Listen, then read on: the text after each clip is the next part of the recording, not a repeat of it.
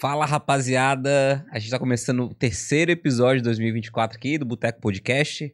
Hoje a gente vai receber pela segunda vez aqui, pela primeira vez no nosso estúdio novo, Fábio Perim. Manezinho não, mas mora em Floripa tem... Quase manezinho. Não, eu moro aqui em Floripa faz muitos anos. 35 anos. Não, quase, pô, pouquinho já mais. tem o Mané Card que a gente fala, né? Já ganhei, me Já. formei, tenho filho, tenho família aqui, trabalhei a vida toda aqui, já me sinto... Neuropsicólogo, ex-professor? Ex-professor, né? Ex-professor, né? Surfista nas horas vagas. Skatista também. Skatista, pai, marido. A gente tem o grande gênio aqui da nossa ilha que vem ganhando cada vez mais espaço no Brasil, né? A gente vem acompanhando, assim, tuas participações em outros podcasts do Brasil afora, assim. Muito legal, cara. Muito legal. Bem-vindo de novo aqui ao Boteco Podcast. Pô, eu adoro conversar, né, cara? A gente é ex-professor, mas a gente gosta de um palco, né? Gosta de poder falar, tem um monte de discurso preso na garganta. Daí, quando dá a oportunidade, a gente gosta de vir se expressar, né? De contar um pouquinho o que a gente está fazendo, de falar um pouquinho de psicologia, que é uma coisa que, para mim, além de ser muito importante, assim, eu acho que é uma coisa que as pessoas começaram a perceber o quão fascinante é a psicologia, neurociências, enfim, né? O estudo do comportamento humano de uma forma geral, né? Então, pô, pode me chamar que eu venho. Muito legal. E até tu falando assim, né? Eu senti um boom muito grande que a gente teve na parte de saúde mental com a vinda, chegada da pandemia, né? Que teve, né? Então, eu acho que foi, pelo menos na minha visão, assim, né?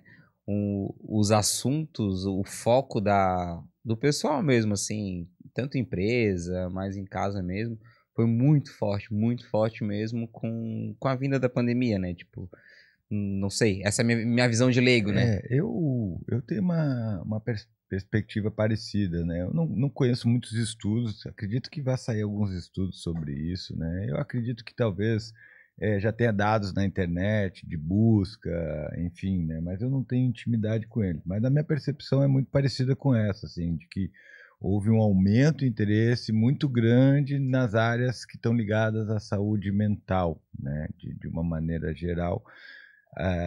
Eu acho que a pandemia talvez tenha colocado isso em evidência pela própria constituição do que foi esse evento para a maioria das pessoas, né? Que foi um evento carregado de dúvidas e com muitas discussões, com muita polarização também do que se faz, do que não se faz. Então eu acho que foi um momento sim que a gente acordou ou ficou mais atento para a nossa saúde mental. Eu acho isso muito bom, cara. Eu acho benéfico, não só pela minha perspectiva de psicólogo, mas porque é um assunto que tem que estar em discussão. A doença mental é uma doença silenciosa, então muitas vezes, e às vezes a gente até ouve falar, mas antes não tinha tanto disso, ou antes agora as pessoas são tudo isso, ou tudo aquilo. Mas é porque antes a gente não dava relevância para isso. A gente tratava a doença mental como uma doença moral. Então, fulano é preguiçoso, Beltrano é isso, é malvado, é aquilo, é ranzinza, né? Então, a gente, de certa forma, minimizava alguns estados de sofrimento do indivíduo em função de uma normalização que era uma normalização feita pela falta de atenção em saúde mental, né? Então, eu acho que eu vejo um efeito bacana disso. Positivo, daí, né? Positivo. Até um dos temas, né? Eu tava pesquisando, acho que foi no primeiro episódio que a gente fez contigo, né? Sobre TDAH, enfim, N fatores assim. O pico de busca no Google foi realmente bem naquele intervalo que a gente tava fazendo o podcast. Tu lembra mais ou menos, viu, quando é que foi? Não, o pico de buscas no Google do TDAH, tipo, ele era muito baixo, assim, ó, muito baixo mesmo. E naquele período ali, pós-pandemia, cara, ele deu e tava só crescendo, assim, sabe? A quantidade de buscas no Google por esse tema, né? O TDAH ele ganhou uma notoriedade nos últimos tempos, né? Mas para gente que trabalha na área, o TDAH é um amigo antigo, né? Tá presente desde o começo da minha carreira, principalmente eu que trabalhei com avaliação neuropsicológica, atendia crianças também, então a gente tinha uma série de situações que faziam com que isso já fosse um assunto com bastante frequência nos consultórios, né?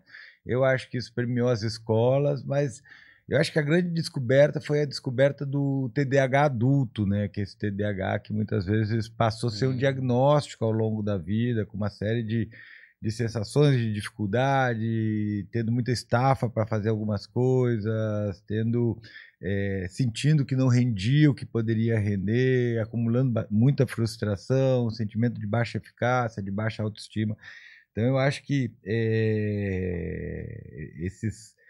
esses diagnósticos tardios, assim, eu acho que isso foi que aumentou consideravelmente, né? Consideravelmente. Sim. É até legal, assim, né? Porque, tipo, eu trabalho numa empresa, né? De tecnologia, e hoje eu tenho uma posição ali de gestor, né?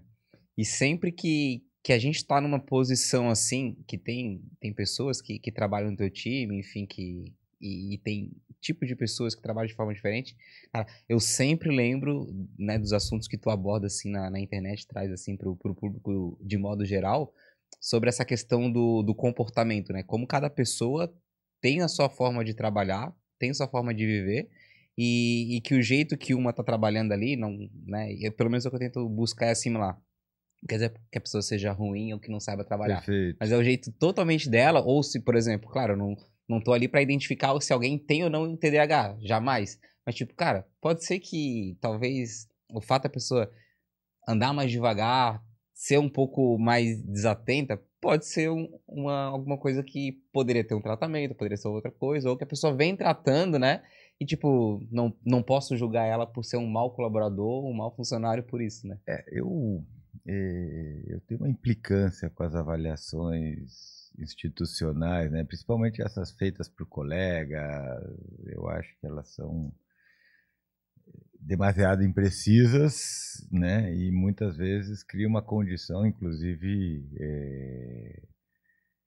eu acho que produzem um efeito que não é o que elas se pretendem, né? E obviamente o que você está falando é assim, que diferentes pessoas vão ter diferentes estilos cognitivos, porque nós temos uma série de habilidades cognitivas, e essas habilidades, de certa maneira, elas funcionam mais ou menos no mesmo nível, né? Mas óbvio que a gente pode ter pequenos desníveis, né? Às vezes esses desníveis são um pouquinho maiores, e aí você tem um déficit maior em uma ou outra habilidade, mas normalmente nós variamos em relação a essas habilidades cognitivas, como memória, como inteligência, como atenção, funções executivas, linguagem, praxis, entre outras. E esse desnível, muitas vezes, faz com que cada um de nós vá construir uma estratégia que esteja adequado ao funcionamento global das suas habilidades cognitivas, né? Então, como ele interage com essas habilidades para promover ou produzir um comportamento, vai fazer com que cada indivíduo seja único, certo? Então, cada um vai ter um estilo cognitivo.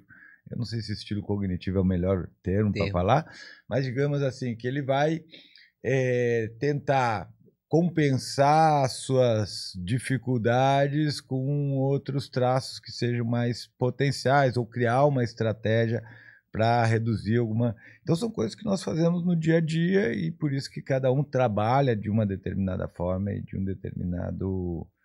com determinados recursos, né? Então, eu acho que isso, de certa maneira, dificulta muito a avaliação e a capacitação do funcionário, porque você não conhece exatamente quais são esses recursos e como que ele se dispõe, né?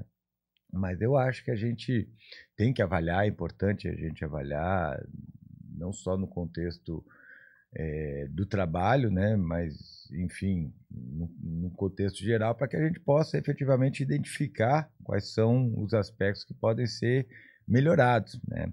E aí essa é outra crítica que eu faço às avaliações, principalmente dentro de empresa, mas não exclusivamente, que não são avaliações focadas em uma intervenção. Você não está ali avaliando para dizer, cara, puta, tô vendo que você está com uma dificuldade disso, vamos te ajudar, vamos tentar fazer diferente, vamos criar uma estratégia para fazer isso, para melhorar isso. Não é isso, né? A avaliação ali, ela tem um papel seletivo, né? Ou seja, você vai selecionar, esse cara não serve porque ele não consegue fazer isso, ou não se relaciona bem. Então, para mim, essa avaliação, ela, apesar de que eu entender que no contexto das empresas ela talvez seja relevante em alguns aspectos, para mim ela não potencializa o desenvolvimento humano, né? O tipo de avaliação que eu trabalho é uma avaliação que pretende, de alguma forma, potencializar o desenvolvimento humano para que aquela pessoa consiga atingir alguns objetivos, tanto para ela quanto para a comunidade dela, né?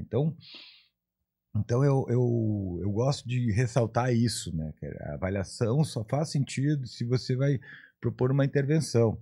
A avaliação para seleção, talvez ela seja boa para você eliminar peças que você considera, abre aspas, defeituosas, mas não necessariamente o são, né? E talvez pudessem funcionar muito melhor, né? Mas é difícil da gente vencer essa cegueira dentro das empresas, dada a dinâmica que eu acredito que tenha lá dentro,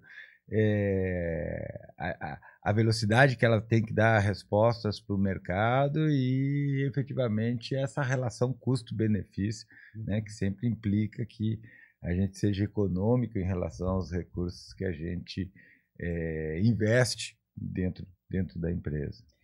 No caso, por exemplo, se tu tivesse na minha posição, certo? Tu é gestor de uma equipe ali.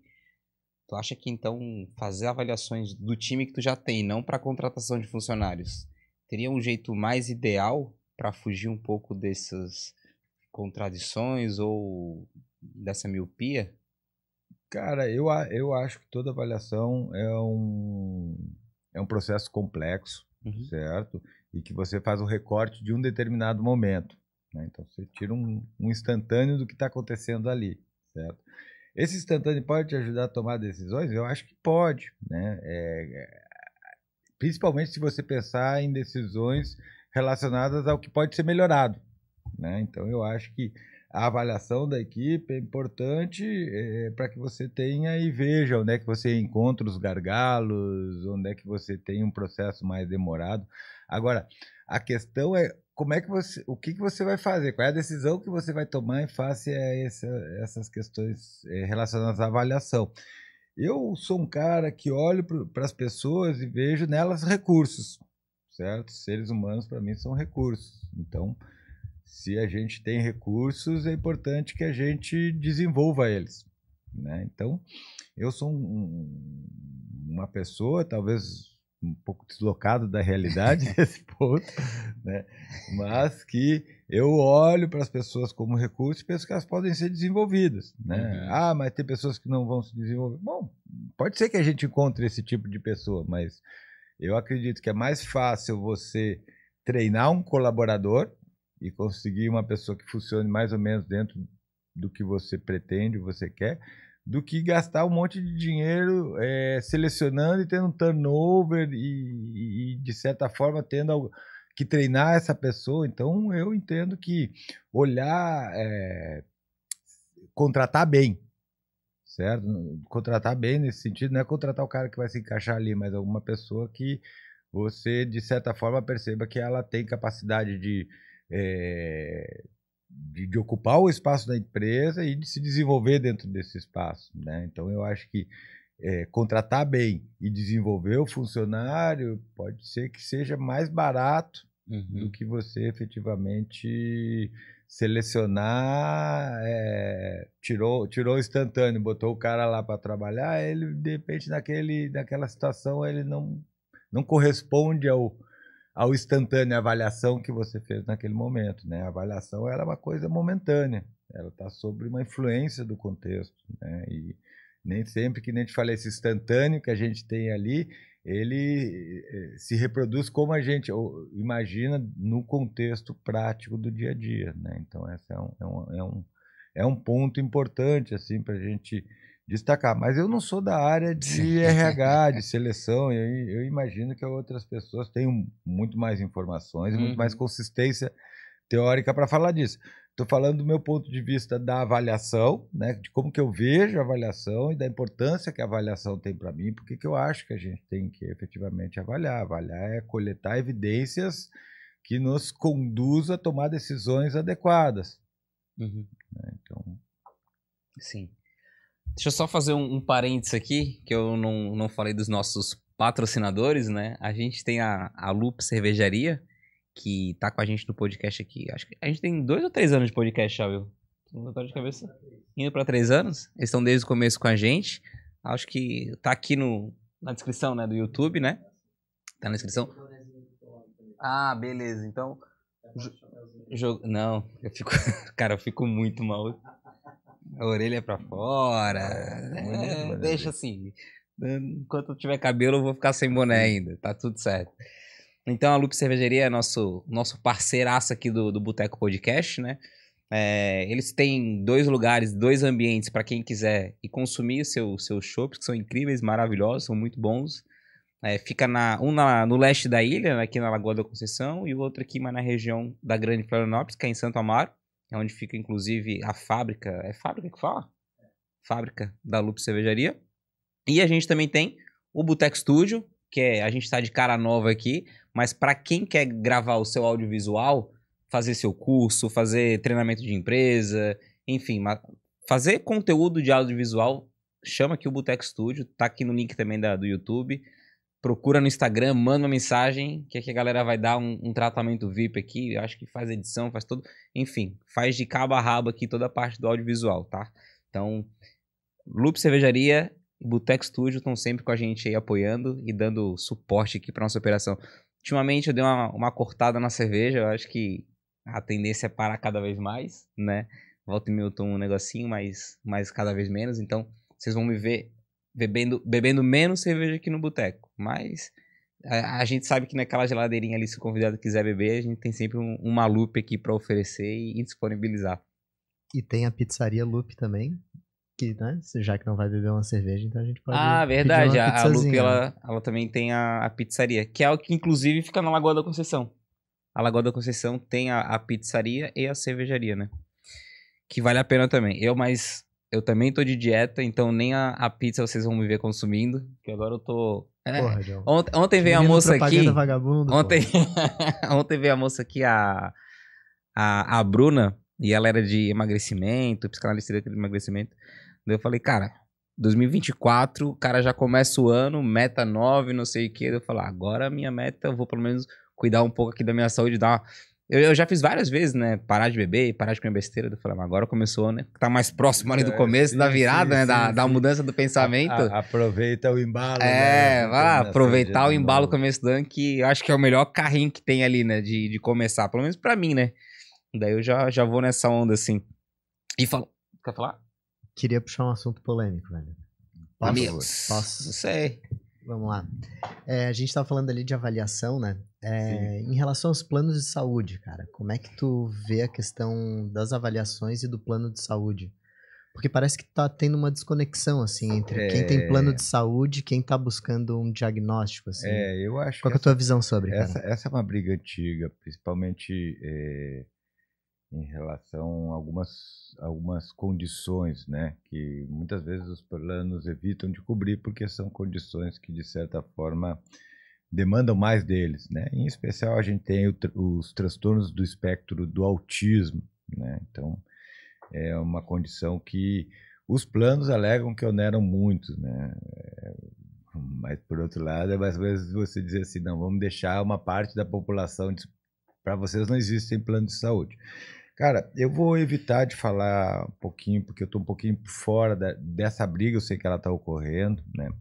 Mas eu acho que tem um ponto aqui que para mim é muito relevante, que é políticas públicas relacionadas a pacientes neurológicos, certo? Pacientes neurológicos de uma forma geral, em especial crianças com neurodesenvolvimento, né? De uma forma geral, a gente não tem políticas públicas robustas para essa população. Existem algumas ações, existem algumas diretrizes, né? Mas eu acho que a gente ainda falha muito em dar assistência para essa população de pacientes neurológicos. O paciente neurológico geralmente é um paciente muito caro, muito custoso em vários aspectos. certo? Muito demandante, né? E eles trazem um impacto econômico muito robusto, que na maioria das vezes fica nas famílias, certo? Então, eu acho que a gente tem que olhar para essa questão, porque ela é uma questão que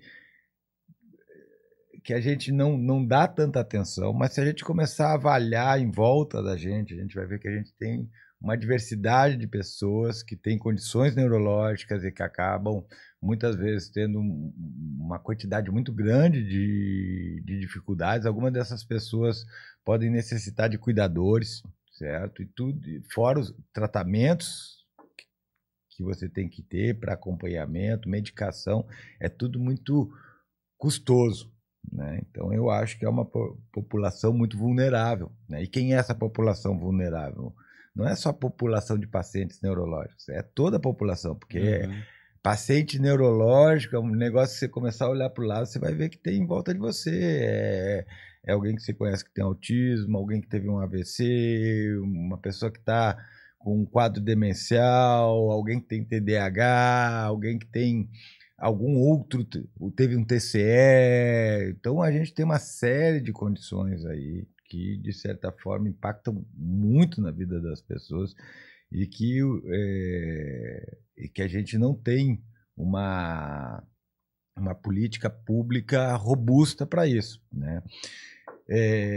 Eu acho importante a gente destacar que os planos de saúde, eles efetivamente se propõem a dar conta da saúde, né? Então, eu entendo que talvez algumas dessas condições sejam condições mais custosas, mas isso tem que estar no planejamento deles, certo? Sim. Quando ele bate a planilha dele ali e fecha, ele tem que saber que vai ter isso, né? Em geral, muitas famílias têm bastante problemas com os planos de saúde.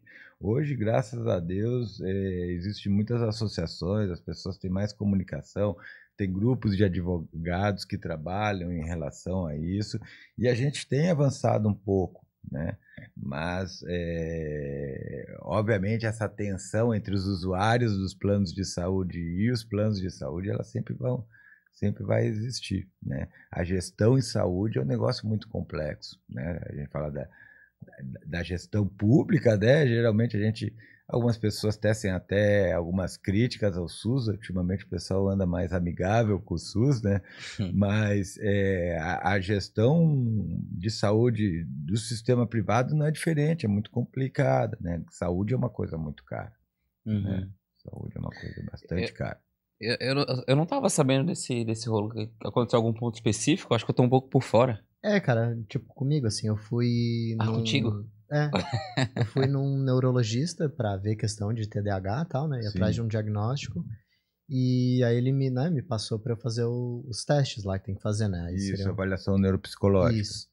E, cara, eu tô com super dificuldade pra achar alguém que faça pelo plano, assim. Ou a pessoa não faz pelo plano, ou me atende, mas não aplica o teste. Eu acho muito difícil. É difícil, cara, é difícil, assim. Porque a avaliação neuropsicológica, ela tem algumas questões aí importantes, né? Primeiro porque ela é uma especialização da psicologia, né? Então, a avaliação neuropsicológica, de certa forma, ela pode ser exercida exclusivamente por psicólogos, né? A segunda questão é que a avaliação neuropsicológica, ela necessita de uma série de instrumentos, né, que de certa maneira são de uso restrito do psicólogo, e por eles serem produzidos em baixa triagem, eles têm um preço muito elevado, certo? Sim. Então, material caro, você vai dizer, pô, mas é só folha de papel, isso mas tem os direitos autorais, para isso ser economicamente viável, dada a população. Você precisa ter investimentos grandes, porque envolve a normatização desses testes, tradução, todo o trabalho estatístico que está por trás, coleta de dados. Então isso tem um custo muito grande, né, cara? Tanto que a gente era muito carente de ferramentas. Hoje são bem menos, hoje tem mais ferramentas disponíveis. Mas esses instrumentos, de uma certa forma, eles têm um custo muito grande também, né, cara? E a procura pela avaliação neuropsicológica também é grande. Então, o que acontece? O cara que está fazendo a avaliação, ele não vai fazer, porque o preço que o plano paga para o psicólogo fazer essa avaliação é irrisório, não paga nem o material que ele vai fazer. Então, dificilmente você vai achar alguém que atenda e faça avaliação pelo plano de saúde. Imagino que deva ter, né? Mas eu desconheço. Acredito que a maior parte dos profissionais, ainda mais agora, tenha uma agenda bem cheia, certo? Além disso, a avaliação neuropsicológica é diferente da terapia, onde você vai lá, atende o paciente, preenche teu prontuário e encerra, né? Via de regra, você tem que estudar, pesquisar alguma coisa, mas depois que você termina a avaliação, você tem ainda horas para correção dos testes. Hoje, muitas dessas correções estão informatizadas, eu ainda sou da época que a gente corrigia a mão, né? E você vai ter que confeccionar um laudo e depois você vai ter que fazer uma devolutiva. Então, é um trabalho que demanda mais tempo, é um trabalho que envolve instrumentos mais caros, é um trabalho que tem um custo muito alto. Eu acho que para as operadoras de saúde, ela não é uma prática, eles não conseguem alcançar um valor para pagar para avaliação que seja atrativo para quem está fazendo isso. Entendi. Faz sentido. Qual que é o valor que está encontrando no particular aí? Cara, eu nem cheguei a esse ponto. Não, assim, não foi ainda, né? Atirar para todos os lados e, sei lá, cara, mas liga lá na Interpsi e fala com a Maiara ou com a Serena. Depois eu te dou o telefone. Conversa com elas, vê o que elas fazem pra ti. Boa.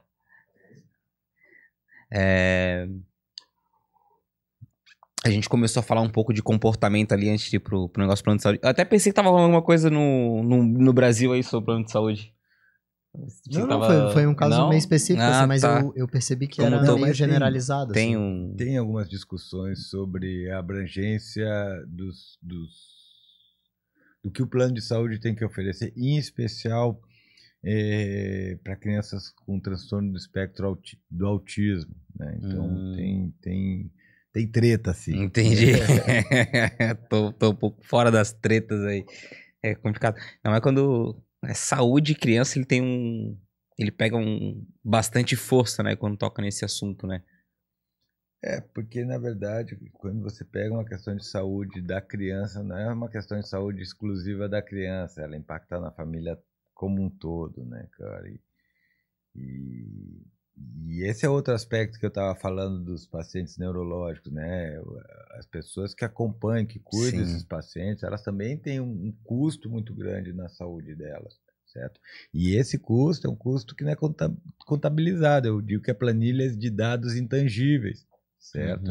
Mas é um custo enorme que muitas vezes você vai ter uma mãe sozinha tendo que dar conta disso. Às vezes você vai ter uma mãe sozinha que vai ter que estar dando conta disso e dando conta de mais um monte de coisa, né? Então, de certa maneira, eu penso que a gente tem que ter, sim, políticas robustas para olhar para esses pacientes neurológicos, que são pacientes que acabam demandando demasiadamente por um tempo muito grande. Sim. Vou trocar aqui, a gente estava começando a falar sobre o comportamento, que eu sei que é um tema que tu gosta bastante de falar, e eu gosto bastante de acompanhar também, eu sou um pouco fascinado por esse tema, até porque eu acho que impacta diretamente na vida das pessoas, né? Então, e eu tava revendo um podcast teu, foi o que tu foi junto com o Guilherme, lá no Inteligência. E daí no meio do podcast ele veio alguns insights que eu tava pensando aqui. O conflito que a gente tem, e daí isso vai se a pessoa acredita ou não em livre-arbítrio, até que ponto a gente tem livre-arbítrio para falar, eu quero mudar, eu quero fazer tal coisa, com um conflito, não sei se chega a ser um paradoxo, com o ambiente que a gente está inserido e que isso vai moldar as minhas ações e o jeito que eu vou viver. Cara, é uma coisa muito interessante, eu gosto muito dessa perspectiva eu sempre brinco assim, o que vem primeiro, o ovo ou a galinha, certo? Então, numa perspectiva de circularidade, né? Bom, a primeira coisa a gente tem que entender essa crítica que eu falo, a ideia de livre-arbítrio, que não é uma crítica, de certa forma, tirada do nada, né? É uma crítica que está fundamentada em algumas evidências, obviamente, né? Mas também numa questão que, de certa forma, atravessa muito a minha prática clínica, né? Que é como que as pessoas avaliam essas tomadas de decisão. E essa perspectiva de como que nós tomamos decisão, para mim, é muito importante, né? Tanto que eu tenho o modelo dos 5 fatores de tomada de decisão, depois eu falo um pouquinho deles, mas eu gosto porque é um modelo que eu uso para exemplificar para os meus clientes como é que a gente toma a decisão e o impacto dela. Por que nem sempre a gente toma a decisão que é mais adequada, né? Mas a primeira coisa que a gente tem que entender em relação ao livre-arbítrio é que você está sempre sob alguma condição, certo? Então sempre tem coisas acontecendo fora de você, no teu corpo e na tua cabeça, dentro do teu cérebro, certo? Sempre tem um monte de coisas acontecendo ali. E essas coisas, de certa forma, geram o que eu estou chamando de condições, certo? Então, como você está se sentindo, o que você está pensando, as disponibilidades que o ambiente te dá e as tuas crenças, tudo isso está em jogo quando você vai fazer uma escolha. Quando as pessoas falam de livre-arbítrio, elas estão, de certa forma, dizendo que elas estão fazendo escolha baseada em regras internas, em regras morais, certo? Então, elas estão dizendo, não, eu posso escolher isso porque isso é o certo. Mas esse julgamento do certo e errado, ele só é possível a partir de um conjunto de regras que a gente vai construindo ao longo da nossa vida, que faz parte da nossa memória semântica e que faz com que a gente valorize determinadas coisas ou outras. Então, mesmo que você diga, não, eu escolhi independente do ambiente, falando do ambiente externo, né, você ainda está dependente do ambiente, porque essa regra não veio do além, ela não caiu na tua cabeça de repente, ela foi cultivada, foi construída ao longo da sua vida, né? Então, a ideia de que eu posso tomar uma decisão independente do ambiente, quando as pessoas defendem isso, elas estão me dizendo basicamente não, eu consigo ver que tem essas alternativas, eu consigo ver que eu posso me dar melhor com essas alternativas, mas eu faço isso porque isso é o certo, porque isso foi baseado num julgamento, numa avaliação moral minha, ou seja, eu construí uma regra que está controlando isso, certo? Se essa regra é boa, se essa regra é adequada, se essa regra está certa, se ela tem uma racionalidade suficiente, é outra discussão. Todos nós, em alguns aspectos, somos controlados por regras, certo? A questão é que as regras, muitas vezes, elas vão ter uma força maior sobre o controle ou não, né? Então, por exemplo, você pode dizer a regra, não, agora virou o ano e eu vou parar de beber, vou começar a comer direito, mas daí virou o ano, daí você vai passar férias com teus primos, na casa de praia da avó, e a churrascada, e a bebida, e todo mundo feliz, e todo mundo alegre. A regra que você construiu, ela não tem força para suportar essa situação, porque é uma situação de conflito, né? Você tem um ambiente te solicitando alguma coisa, um ambiente externo te solicitando alguma coisa, e uma regra que deveria inibir ou controlar alguns padrões de comportamento, mas que pode ser que o contexto sobrepuje elas, certo? Por outro lado, às vezes a gente tem um conjunto de regras tão rígidas que elas acabam efetivamente sendo um complicador, porque acaba fazendo com que o nosso comportamento seja pouco flexível, se adapte muito pouco a algumas situações, podendo ser que essas regras, pela rigidez delas, também nos causem problemas. Então, tem toda essa gestão desse sistema de regras que normalmente as pessoas não levam em conta quando elas estão falando de livre-arbítrio. Elas não levam em conta que tudo que elas pensam, que tudo que elas imaginam, que tudo que elas desenham ou projetam para o futuro, elas tiveram em algum momento influência do ambiente que construiu aquilo ali, certo? Então, não tem como, efetivamente, você fazer uma escolha que não esteja contextualizada. Então, certo? Então, eu costumo dizer que nós fazemos escolhas contextualizadas. Nem sempre o contexto está claro para a pessoa que está assistindo de fora. Porque tem algumas questões desse contexto, desse ambiente, que estão no ambiente cognitivo da pessoa, que só ela experimenta, que só ela tem acesso. Outras questões que são relativas à sua corporeidade, ao estado biológico do seu corpo. Então, toda tomada de decisão, ela é implicada nisso, certo? Então, para mim, a ideia de livre-arbítrio, ela não se sustenta. Mas por que essa ideia é tão cara para a maior parte das pessoas? Porque, na maioria das vezes, o argumento que aparece para mim é a questão da imputabilidade, né? O quanto que as pessoas podem ser culpadas pelas escolhas que elas tiveram ou não, né? E por que isso é tão importante para nós? Porque a gente vem de uma cultura punitiva, né? A nossa cultura educacional, ela passa pela punição, né? Quando a gente fala em dar limites, a gente está falando em dar uns tapas, né? Sim. Tem que dar limite para essa criança. Você está dizendo, pô, mas alguém pega essa criança e dá uns tapas nela, para mim, por favor, que ela está me irritando, não para de chorar, certo? Mas, na verdade, dar limite é exatamente o oposto disso. Mas isso é uma outra discussão, né? O dar limite não é aparecer com chinelo na frente da criança e ameaçar ela. Isso é dar medo, é dar aversão, é criar sentimentos de raiva, ressentimento, né? Então, não me parece que é um meio adequado de educação. Mas, obviamente, a gente tem que entender que, nesse contexto que eu estou falando de educação punitiva, né, de uma educação que passa por você pagar a tua dívida com o teu próprio sofrimento, né, esse tipo de educação, efetivamente, você tira a culpa, né, que é a punição transcendente, a punição interna, a punição da tua consciência. Parece que as pessoas vão virar selvagens. Que vão sair aí fazendo qualquer coisa, de qualquer jeito, e vão, efetivamente, o mundo vai virar um caos, vão voltar à barbárie, né? E é muito longe disso, né? Na verdade, o que é muito importante que a gente entenda é que quando nós tomamos uma decisão, existe um contexto, certo? E parte desse contexto é afeto, né? Ou seja, a maior parte das nossas decisões envolve algum grau de afeto. E o que nos controla não é só nossas regras, mas também o nosso afeto. Aliás, as nossas regras são permeadas pelos nossos afetos, né? Por que matar é algo muito mal visto?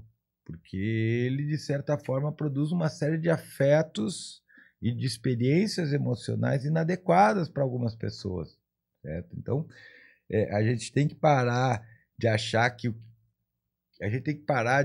a culpa, de certa maneira, tem uma função na nossa vida, né? Porque o que é culpa? O que eu considero a culpa? A culpa é quando você implica a tua escolha na tua autorreferência, em como que você se vê, em como que como o teu cérebro constrói uma imagem de você, certo? Então, por exemplo, você tinha que fazer um trabalho, não fez, você fica ali, pô, cara, eu sou muito lerdo, pô, eu sou muito devagar, pô, eu tinha que fazer isso, não fiz, o que eu fiz? Fiquei aqui procrastinando a tarde toda, eu sou um bosta. Isso, às vezes, funciona, às vezes isso tem uma função, faz com que o cara se sinta mal, faz com que o cara fique ansioso, vai lá e faça para tirar esse sentimento, certo? Mas normalmente não. Normalmente a pessoa, por uma série de aspectos que fogem ao controle dela, não consegue exercer uma determinada situação, fica se culpando, fica criando uma imagem negativa de si mesmo, que piora muito a condição de saúde mental dela e a disponibilidade dela para fazer as coisas, e fora isso não tem mais função nenhuma na vida do indivíduo, certo? Então, por exemplo, eu tenho muito trabalho em mostrar para alguns pacientes que eles não são responsáveis por algumas coisas que estão acontecendo na vida dele, né? Que as escolhas deles foram feitas dentro de um determinado contexto e que talvez, com o tempo, aquelas não se mostraram as melhores escolhas, mas que isso não faz dele uma pessoa pior, que não faz dele uma pessoa mais preguiçosa ou de menos valor, certo? que a gente tem é que entender quais foram as condições que essas escolhas foram tomadas e olhar para como que ele está tomando as decisões dele daqui para frente. Então, de certa forma, a ideia de livre-arbítrio, ela implica o indivíduo que toma a decisão.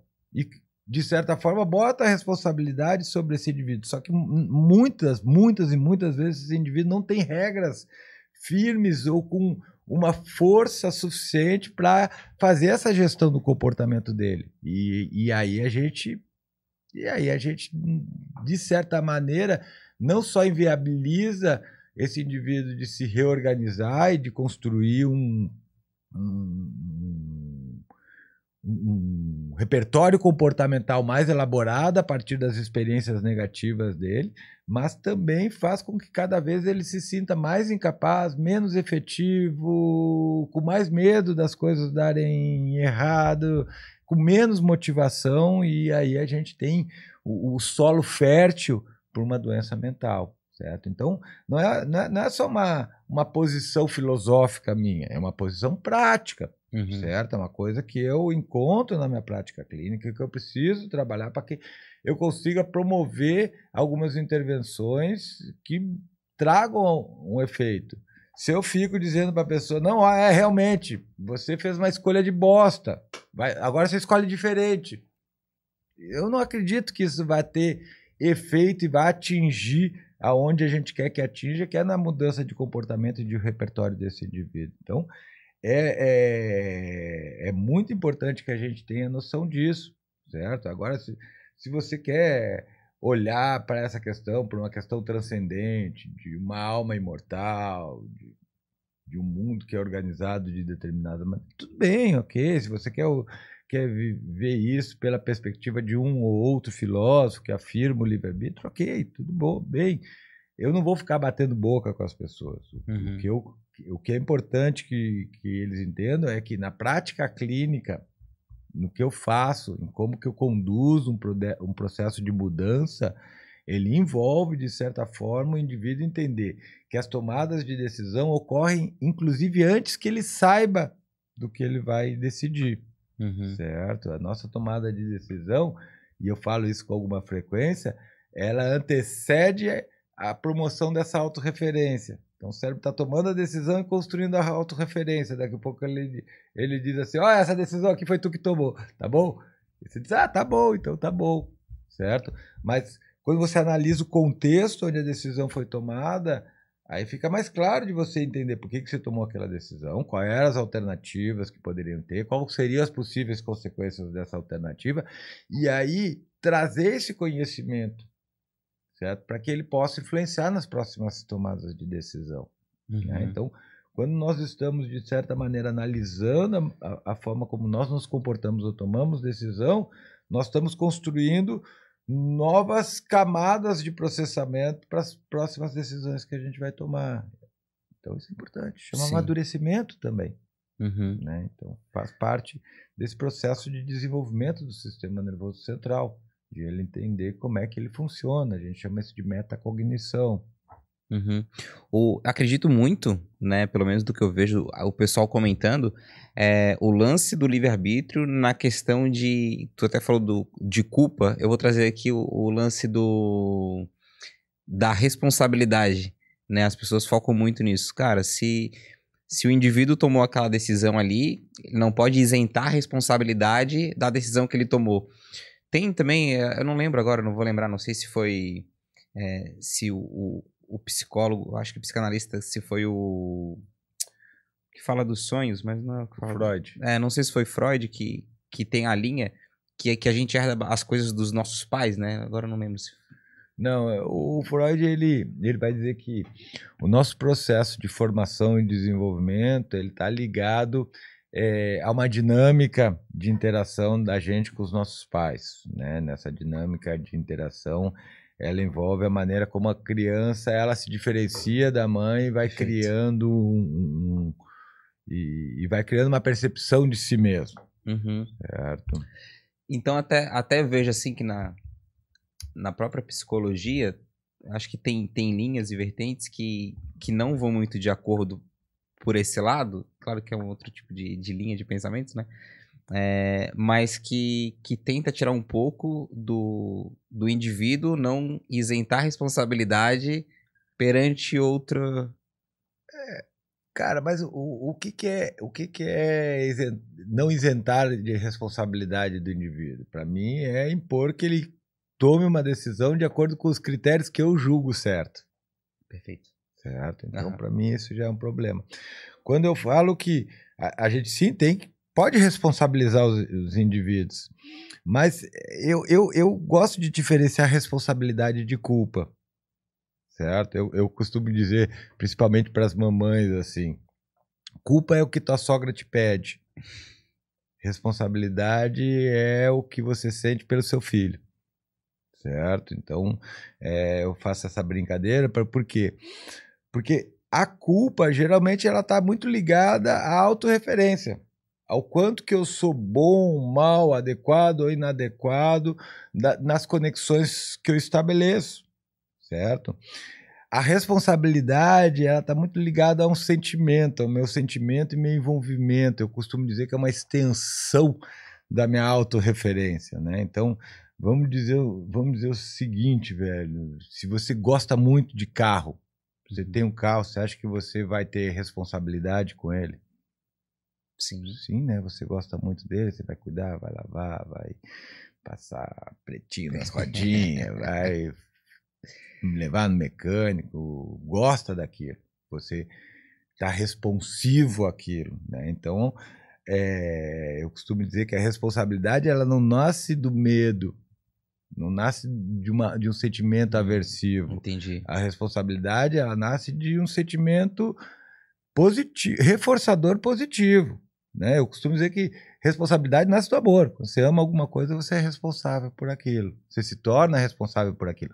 E por que você se torna responsável por aquilo? E aí vem o plot twist, certo? Porque todos nós somos egoístas. Certo? Todos nós somos absolutamente egoístas. E todas as nossas decisões dizem respeito a manter a nossa integridade física e mental. Certo? Não tomamos nenhuma decisão pelo outro. Todas as decisões que nós tomamos é por nós mesmos. Certo? Então, se eu faço alguma coisa para você, eu não estou fazendo por você ou para você, eu estou fazendo por mim e para mim. Certo? A questão que as pessoas não entendem em relação ao egoísmo é que nós somos egoístas e tudo que fazemos é por egoísmo. Mas nós temos uma habilidade que é muito importante, que é a habilidade de se conectar. Nós nos conectamos com as coisas. Nós nos conectamos com animais, com coisas, com pessoas. E são essas conexões que eu digo que expandem a nossa existência, que fazem com que, por exemplo, se uma determinada pessoa está passando mal, o fato dela estar passando mal me incomode muito. E eu me mobilize ativamente para resolver aquilo. Algumas pessoas se conectam tão fácil com tanta gente que elas acabam se tornando extremamente bondosas, certo? Porque o sofrimento, as necessidades de qualquer um afetam, infligem uma dor nela que ela precisa se mover para lidar com isso, certo? Então, nós seres humanos somos seres totalmente egoístas e para que nós sejamos altruístas, nós precisamos ser egoístas. O que nos faz altruístas é efetivamente a expansão da nossa existência a partir das conexões que nós estabelecemos. Eu ouvi uma coisa muito bacana do Leandro Fernandes Malloy Diniz, um neuropsicólogo, que ele citou de uma outra pessoa, agora não vou lembrar o nome de pronto, mas que ele diz assim, você tem uma mente quando você tem dois cérebros. Dois cérebros fazem uma mente, ou seja, nós seres humanos, a gente só existe conectado. A gente faz parte de uma rede, né? As redes sociais fazem sentido para a gente, porque isso é o que nós somos, redes, certo? Redes de conexões afetivas. Né? A gente pode discutir, mas as redes sociais, isso, aquilo. A dinâmica é a dinâmica que a gente tem, só expandimos um pouco as fronteiras, né? Talvez o número de pessoas, mas ainda somos demandantes dessas conexões, né? Estamos ali pedindo likes, vendo os comentários, enfim, né? Então, o que a gente tem que entender é que, de certa maneira, a forma como nós tomamos decisões também depende das nossas conexões, depende de como que nós nos conectamos com as pessoas, né? Então, por exemplo, se eu e você somos havaiano, a gente vai se conectar pelo fato de ser havaiano, vamos estar lá no jogo, vai ganhar, vai vencer, a gente vai se abraçar, vai curtir, né? Pode ser que a gente encontre na saída do jogo 2 caras do Figueirense, não sei aonde, a gente fica com raiva, vontade de bater neles. Mas por quê, velho? Porque, de certa forma, nós estamos nos diferenciando deles. Certo? Pode ser que depois de uma outra situação, os caras estão sem a camisa do time, né? Um dia de jogo, eu conheço um dos caras, os caras, sei lá, anda de skate, surf, a gente fica bom amigo. Certo? Então a gente tem várias formas de se conectar com as pessoas. E essas conexões, de certa maneira, elas são importantíssimas.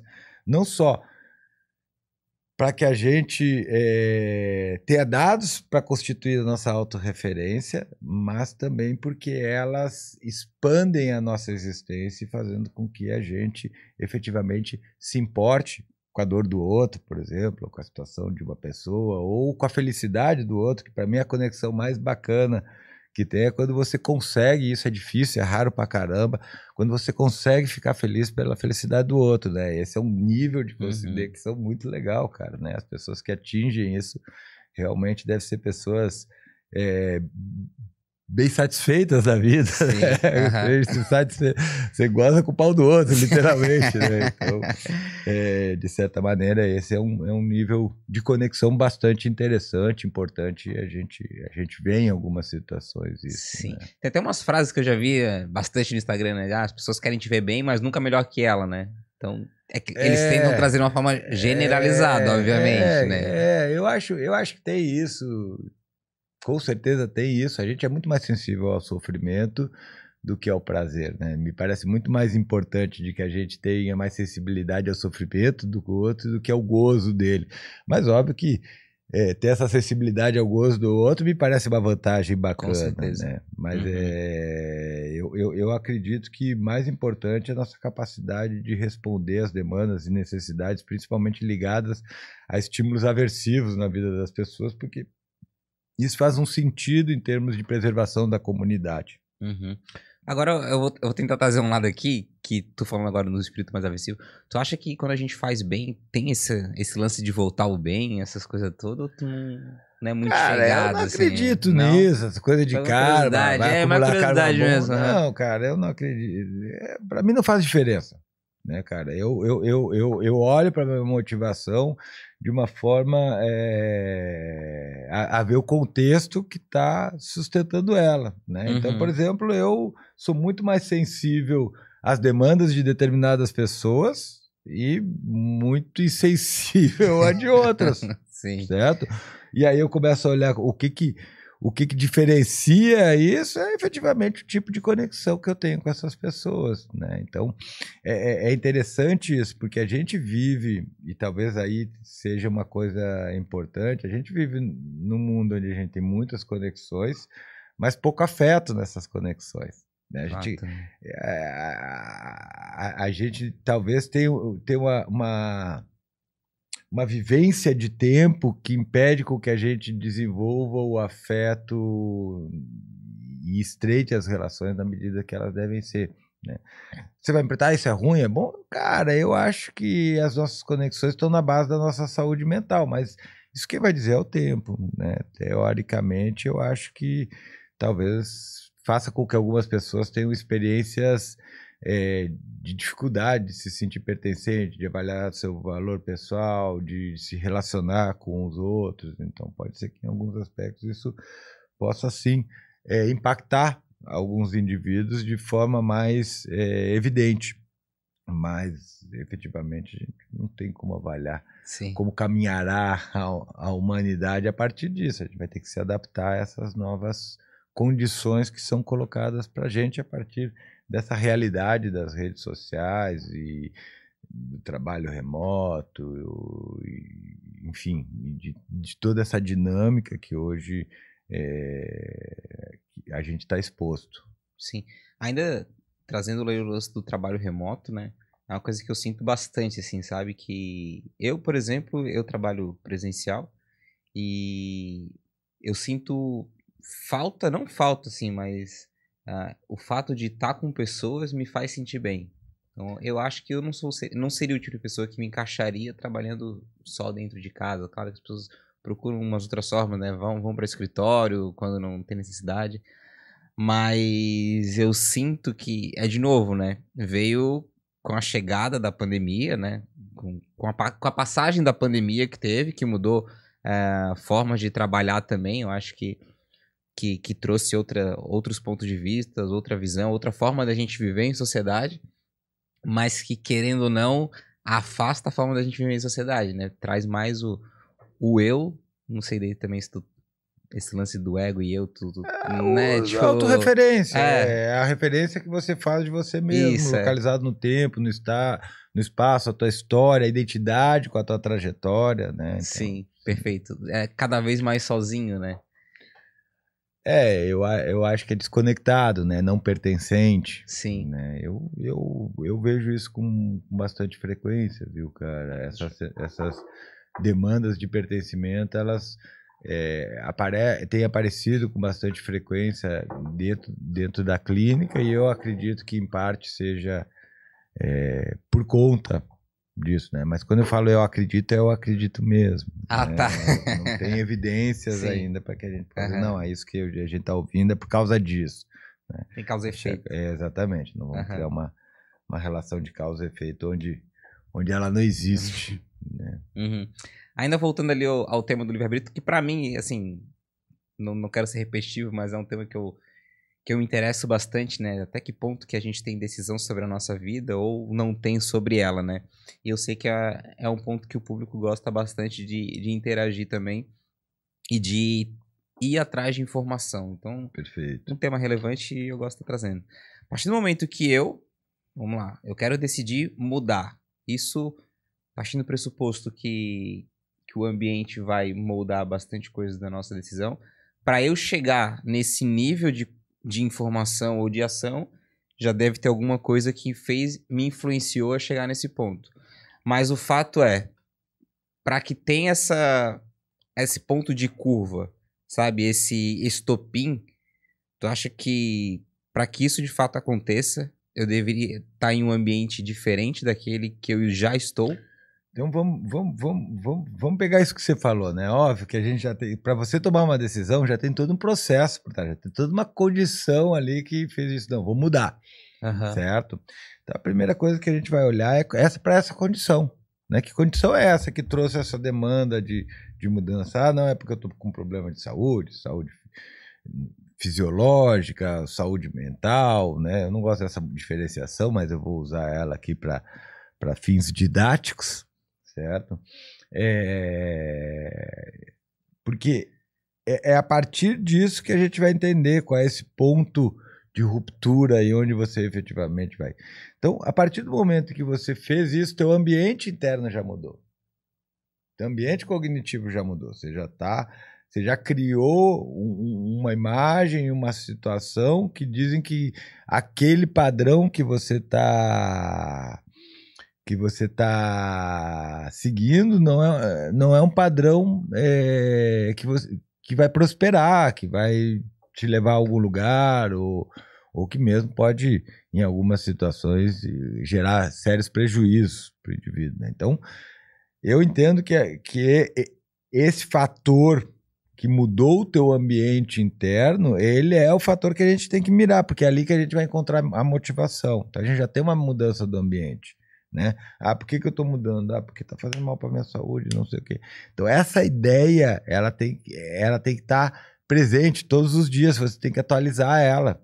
Né? Por que eu estou fazendo isso? Eu estou fazendo isso porque eu estava mal de saúde, porque eu estava pesando tanto, porque, sei lá, minhas roupas não estavam cabendo, porque eu estava brigando com todo mundo, porque eu estava vendo que não ia para frente.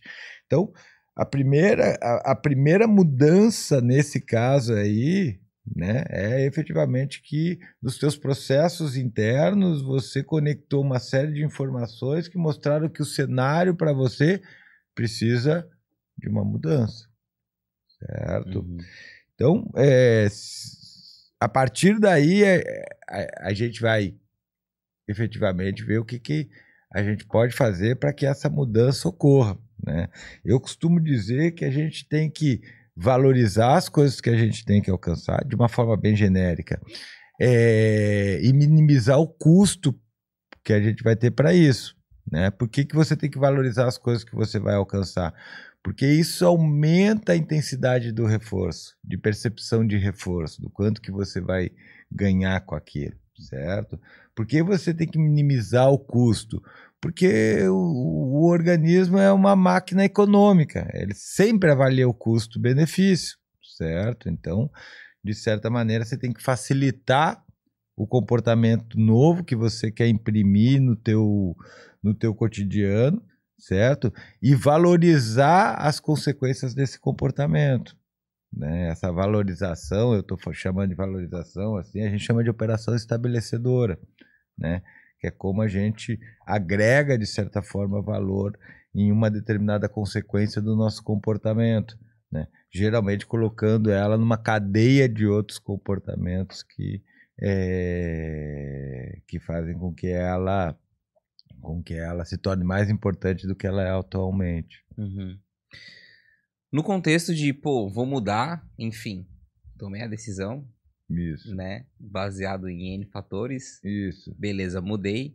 Como é que a gente pode fazer isso? Eu digo, porque acredito ser bastante frequente, né? Tu vai mudar o teu ambiente ali no que tu tá inserido hoje. Só que tu traz contigo ali uma série de hábitos, enfim, que tu, obviamente, tu já botou na cabeça que vai mudar, provavelmente tu vai mudar, mas e como mudar, cortar ciclos e pessoas? Porque, sabe? É difícil, cara, né? Eu acho que algumas pessoas, efetivamente, você vai ter que restringir o contato com elas, porque geralmente elas estão ligadas a hábitos que você está querendo evitar, né? Então, infelizmente, em alguns aspectos, você vai ter que dizer, sei lá, para o teu amigo, para tua namorada, para alguém, dizer, olha, cara, nessa situação, nesse contexto, não dá, porque fica difícil para mim, prejudica a minha tomada de decisão, eu preciso efetivamente investir nisso, espero que você entenda e tenha a tua colaboração, né? Então eu acho que sim, cara, por exemplo, você está evitando de beber e está em dieta, eu imagino que esteja mais difícil te convidar para um churrasco. Né? Imagino que seja uma coisa que você vai com bem menos frequência do que você ia antes. Ou se vai já pensando, putz, é o estrago que eu vou fazer. Mas eu acho que tem isso, cara, né? Então é importante, assim. Óbvio que talvez algumas pessoas, sei lá, torçam o nariz, acham que é ruim, que você... Enfim, mas é importante, cara. Se você tem um amigo que gosta de beber e você quer parar de beber, não dá para ficar andando com esse amigo, né? Uhum. Se você quer parar de fumar e anda com gente que fuma, vai ser muito mais difícil parar de fumar. Você vai ter um elemento adicional ali que vai implementar uma dificuldade. Ah, mas eu tenho um amigo que parou de fumar e nunca mais fumou e todo mundo fumava em volta dele. Tudo bem, provavelmente ele criou uma condição para isso, né? A condição dele não é a mesma que a tua, né? Então, por isso que as avaliações sempre são personalizadas, né, cara? Você tem que olhar como que aquela pessoa vai fazer essa mudança a partir do contexto que ela está inserida, onde ela está e onde ela quer chegar, né? Então, não existe uma regra fixa, um protocolo de mudança. Existe uma série de elementos que influenciam na tomada de decisão do indivíduo e conhecendo esses elementos a gente pode ou evitar eles ou contornar eles ou criar algum tipo de alteração no valor das consequências do comportamento para que naquele contexto o comportamento não ocorra ou deixe de ocorrer, ou reforçar outros comportamentos para que esses comportamentos tem um papel competitivo com aquele comportamento que você quer eliminar ou você acha inadequado. Uhum. Né? A gente faz isso intuitivamente, né? Sem perceber a gente faz isso, a gente para de de ir na casa de determinados amigos, né? Pô, velho, sumiu, tá sumido, o que que foi? Pô, parei de usar droga. Sim. Né? Então, acontece essas coisas. Não é nenhuma novidade, a gente não está falando de coisas que são novas, né? Obviamente, o que a gente costuma fazer no processo terapêutico é mapear essas questões, né? Para ver onde é que estão esses pontos de vulnerabilidade e traçar um plano que seja mais efetivo, porque senão o cara às vezes demora muito para perceber essas coisas. Aí vem aquela coisa que eu tenho que ter força de vontade, que é de novo a mesma dinâmica da culpa, né? Bota a responsabilidade da tomada de decisão num lugar que é vazio, que é o lugar do indivíduo, da autorreferência, certo? E aí você fica dependendo da força de vontade, você fica dependendo de gerar um valor para aquela regra, para que ela sustente teu comportamento. E isso, na maioria das vezes, não é possível, não é factível. Uhum.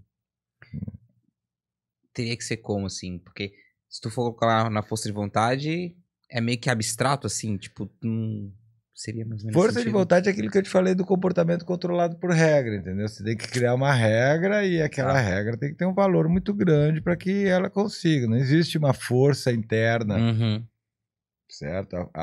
A força é sempre uma relação do teu organismo com o ambiente, certo? É essa tensão que a gente está falando.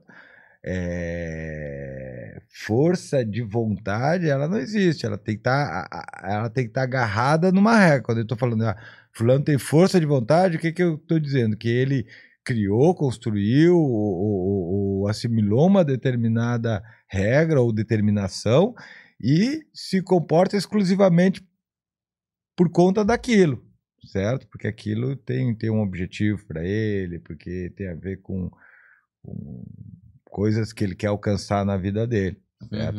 Mas fora disso não existe esse lugar da força de vontade. Sim. Né, cara? Ele é uma abstração. Sim. Né? Não existe um botão que você para opa, agora a vontade cresceu, ficou forte, deu uma inflada. Né? A força da vontade é quando você tá louco para comer um sorvete e não pode. Essa é a força da vontade. Né? É a força da regra que bloqueia aquele desejo. Né? Então, é por aí. Por isso que nós, psicólogos, trabalhamos com o que as pessoas chamam de pensamentos, que são muitas vezes como essas regras se apresentam para a gente.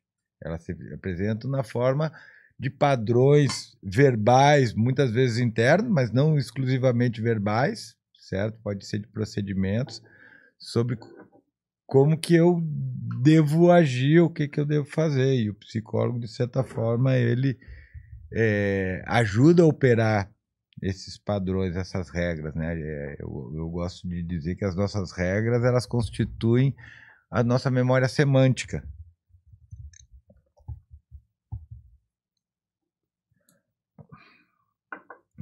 Então, é nesse material que o psicólogo trabalha. Voltando ali ao assunto ali, que eu fiquei com a pulga atrás da orelha. Não, a pulga atrás da orelha não, né? Eu quis comentar, mas como tu seguiu a tua linha ali. Quando tu falou que faz tempo que a pessoa não... faz tempo que tu não me vê, putz, parei de usar droga. Né? Sim. Eu achei um exemplo muito bom, na verdade. E me veio na cabeça. A clínica de reabilitação, a ideia dessa... Eu nunca parei de pensar dessa forma, tá? É realmente tirar a pessoa do ambiente que ela tá, para poder ela estar em outro ambiente, não ter mais contato com o ambiente. É isso mesmo? Exatamente isso. Ela tira do contato dos amigos, das pessoas. E por incrível que pareça, isso por si só já diminui a vontade de usar a substância, certo? Porque tem todo um contexto que leva ao uso de substância, né? E geralmente elas são eficazes. O que acontece é no processo de reabilitação desse indivíduo, quando ele retorna, né? Que aí a gente tem que ter uma atenção maior, porque aí a gente está vulnerável a lapsos e recaídas, né? Na medida em que ele reencontra alguns aspectos desse contexto. Que pode ser amigo? Pode, mas não necessariamente. Pode ser até o local geográfico que ele está, né? Que é um local que ele sabe que tem uma biqueira, ou que ele sabe que vai encontrar alguém ali que usa droga, já desperta a vontade dele de usar droga. Entendi. Porque eu realmente nunca tinha parado pra pensar sobre essa questão da mudança do ambiente, a clínica de reabilitação, né? Mas a galera pega um pouco no pé, assim, né? Dizendo que é um pouco evasivo, talvez, tu jogar, olha só. Tu deslocar a pessoa Cara, pra uma... então vamos entender, tem duas coisas diferentes, né? Tem uma coisa que é a clínica de reabilitação, tem outra coisa que é comunidade terapêutica, né? Que às vezes atua também como clínica de reabilitação, né?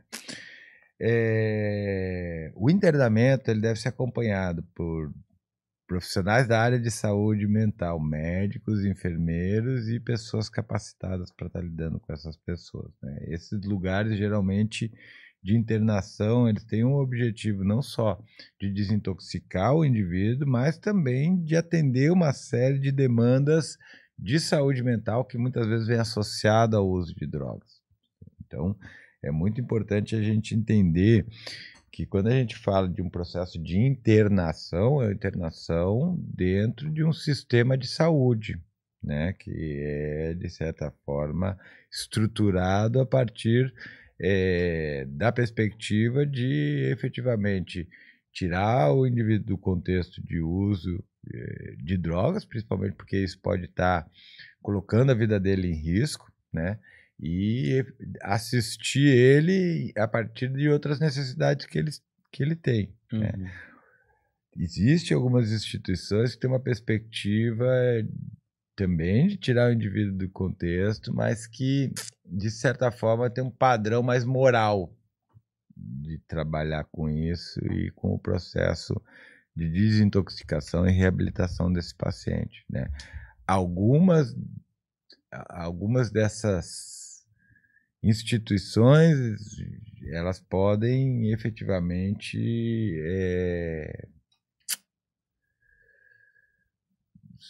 não serem adequadas para esse processo de reabilitação do indivíduo, né? Muitas vezes faltando com muitos dos aspectos que são necessários para que você conduza um processo que seja adequado e humanizado, né? Então, é importante a internação? A gente tem que ter locais, situações onde a gente possa acolher essas pessoas nas suas necessidades e dar o tratamento, não só a questão da adicção, do uso de substâncias, mas também a outras demandas de saúde mental que geralmente vem junto com isso, né? Dito isso, qualquer coisa que se distancie ou se desvie disso de uma assistência em saúde mental me parece equivocada, certo? Me parece equivocada porque a gente precisa de uma assistência clara para esses indivíduos, né? A maior parte das pessoas também trata a droga como um problema moral, certo? E, em geral, a droga é um problema de saúde mental. Eu diria até, de uma certa forma, para causar polêmica, que a droga não é um problema, ela é um sintoma, certo? Os problemas são outros, né? A droga é um sintoma, né? Eu imagino que aqui nessa sala todo mundo já usou alguma droga, né? Ou várias, né? Mas ninguém aqui virou usuário ou teve sérios problemas com drogas, certo? Então, efetivamente, tem alguma coisa que acontece que vulnerabiliza algumas pessoas e faz com que, em algum momento da vida delas, elas possam ter uma condição mais difícil de lidar e a substância está associada a isso, né? Então, Cara, faz muito sentido, né? Eu nunca parei pra pensar por esse lado, tipo, a droga, beleza, ela é o sintoma, não o problema. Porque, de fato, né? Tipo, se a gente tá no ambiente com 3 pessoas e 100% já tiveram um contato, cara, que problema é esse que não atingiu 100% das pessoas em uma sala? Tá ligado? Por isso que eu falo, né? As coisas têm condições. Então, você sai aí, cerveja, né? Pô, um monte de gente toma cerveja. Né? Cerveja é a bebida mais consumida. Talvez algumas pessoas bebam um pouco mais frequência, outras menos frequências, né? Muitas pessoas vão ter problemas com bebida, né? E algumas dessas muitas pessoas que vão ter problemas com bebida, muitas vezes conseguem fazer mudanças sozinho e tirarem a bebida da sua vida. Outras pessoas vão ter mais dificuldade e algumas vão ter dificuldade profunda com isso. Então existe uma diferença, existem graus de vulnerabilidade que são diferentes, né? Entender o uso de droga nesse contexto mais amplo é importante. Na minha prática clínica, independente de como a pessoa começa a usar droga, certo? Porque às vezes não é o jeito que ela começa a usar, é o que mantém ela usando, certo? Então, na minha prática clínica, é muito difícil uma pessoa que faz uso diário de algum tipo de substância que não tem uma série de outros problemas também ocorrendo concomitantemente, né? E alguns já existiam antes do uso da substância. Então, é muito importante a gente entender. Eu, pelo menos, gosto dessa perspectiva, né? De olhar a droga como uma tentativa do indivíduo de se regular, de se medicar, de funcionar de alguma forma, né? Para atingir alguma coisa. Ainda sobre a questão da internação, aqui em Floripa, no dia 19, a Câmara Municipal aprovou a internação compulsória, né, de dependentes químicos em situação de rua. Qual que é a tua opinião aí, Pedro? Eu sou contra. Eu entendo que dependentes químicos na rua podem criar uma série de problemas, certo? Entendo que, de certa maneira, muitas vezes eles acabam criando dificuldade para algumas pessoas, né? Mas eu entendo que a internação compulsória não é solução para isso por vários motivos. Qualquer pessoa que trabalha com droga sabe que se a pessoa não está disposta a fazer uma mudança, né? Se ela não tem motivação para isso, você vai só... Eu vou dizer um negócio bem feio, mas é o que me parece, internação profunda. Você só vai tirar o lixo dali, certo? E esconder ele em algum lugar. Eu acho que não é adequado, não é humano e me parece um pouco higienicista, né? Mas é importante que a gente pense quais são as políticas que a gente vai lidar com a população de rua, né? Eu particularmente não sou signatário dessa solução, né? A gente vê várias frases, né, que... Eu acho que o Instagram é um poço de frases, né? Tipo, tem vários filósofos no Instagram, né? E mais vários, tipo, a primeira pessoa que... Pra ser ajudada, a pessoa tem que pra te ajudar alguém, a pessoa tem que estar disposta a querer essa ajuda, né? Então vai bastante de encontro com o que tu falou, tipo... Se o usuário... Vamos lá. O usuário, né, de drogas ou o morador de rua que, consequentemente, possa ser ou não um usuário de drogas... Se ele não quer mudar, não é colocando ele à força numa clínica que ele vai mudar, né? E isso, às vezes, até acaba acarretando outros problemas a mais, né? Não sei, daí eu nunca parei para estudar a fundo sobre isso.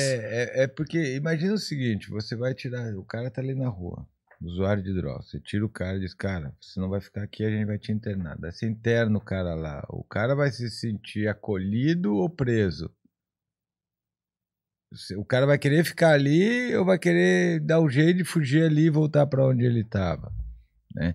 Então, não é que eu seja bonzinho e esteja totalmente orientado pelos direitos humanos. Não é isso. É que eu acho que é um recurso jogado fora, certo? Então, ele serve talvez para a população ver que a prefeitura está se mobilizando e está atenta a esse problema, está tentando dar algum destino para isso, porque tranquilize moradores de uma determinada região, já que a gente sabe que muitas vezes eles acabam se agrupando, se localizando em determinadas regiões, né, cara? Mas no longo prazo me parece completamente inefetivo.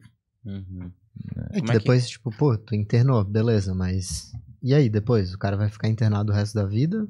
Ou, sei lá, o que vai acontecer depois da internação? Pra onde ele vai? Tu vai tirar ele de Floripa? Vai ter, né? locais pra tu levar. De Floripa vai fazer o quê, velho? É sem fim, parece, né? Tipo, beleza, eles botaram o começo, a internação, mas... E depois, né? O decorrer disso, pra onde vai, né? É um problema complexo que não tem resposta simples. Isso que eu ia falar. Eu não quero entrar numa conversa demagógica aqui, Sim. né? Eu entendo que tem muitas pessoas que se incomodam e sofrem por conta desses moradores de rua em vários aspectos, né? Eu entendo que eles precisam ter um tratamento com um mínimo de dignidade e que promova efeitos efetivamente reabilitantes neles, mas essa não é uma discussão fácil, cara. Eu não acho que a gente nem tem argumentos suficientes para procurar uma solução para isso, né? As soluções sempre são complexas, demoradas e com certeza não vão agradar todo mundo. Sim, principalmente. Né? E tem, de novo, lá foi eu parafrasear o Instagram, né? Mas não foi o Instagram, não. Isso aí foi um... Quem foi que falou essa frase? Bom, não vou lembrar agora, mas para todo problema complexo existe sempre uma solução fácil, simples e burra, proporcionalmente. Fácil, simples e errada. Isso.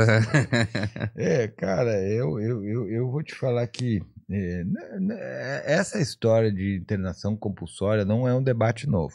Não. Certo? Teve em São Paulo já, sempre volta à tona, volta à tona, né, cara? E que nem eu falei para você, parece que é uma prática assim de, ok, essas pessoas não valem nada, são dispensáveis, vamos tirar elas daqui porque elas estão incomodando, né? E vamos depositar elas em algum lugar. Uhum. Né? Mas é como eu falei, para quem está ali passando por essa situação, ele não vai ficar lá sentadinho de boa, assim que ele tiver oportunidade, ele vai se evadir dali, vai voltar para o lugar que ele estava, que é onde ele tem os recursos, né? Porque isso que a gente não entende também, né? Por que essas pessoas se acomodam em determinadas localizações? Porque ali elas constroem uma rede de recursos, né? Onde elas conseguem as coisas que elas precisam para viver, óbvio que com uma dignidade discutível, mas é ali onde elas têm as redes de recursos delas, né? Tem uma geografia ali na qual elas... Então é complicado. É complicado.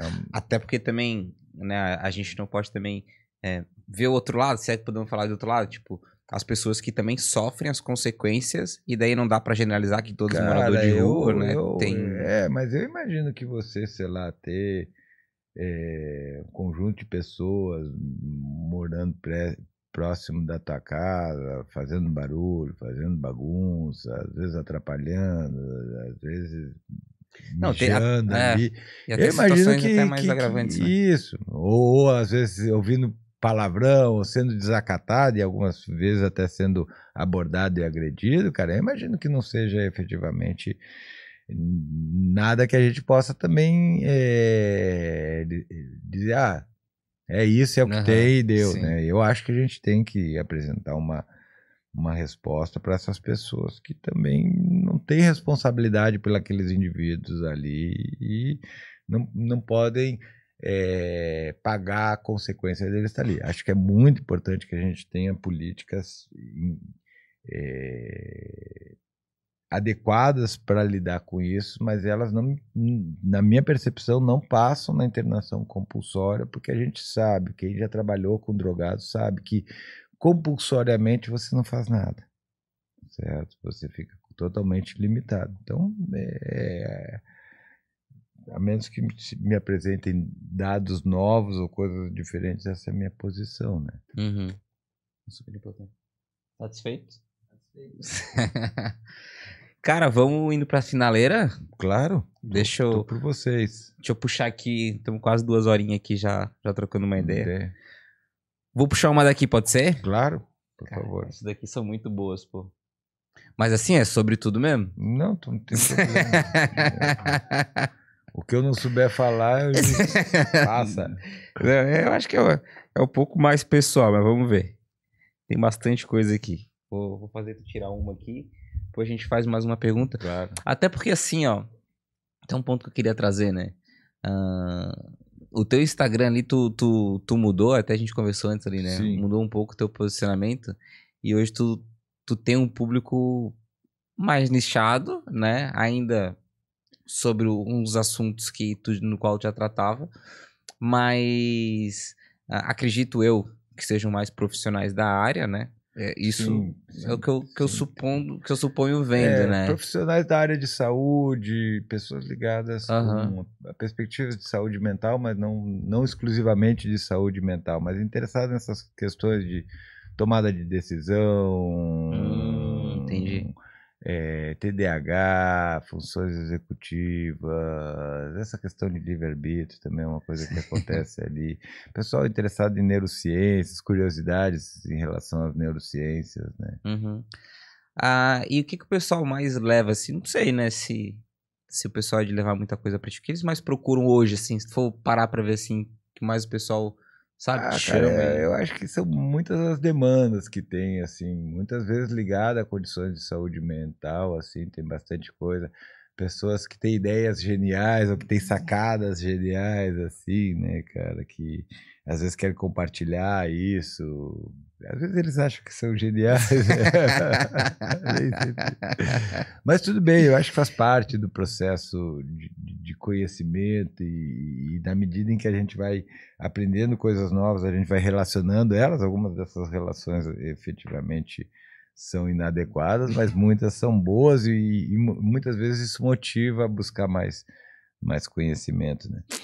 Mas, cara, eu acho que basicamente isso, cara. As pessoas vêm me pedir bastante livro, leitura, ou informação, vêm tirar dúvidas sobre uma condição, opinião sobre... Às vezes acontece de alguém pedir uma opinião sobre um atendimento, sobre alguma coisa, assim.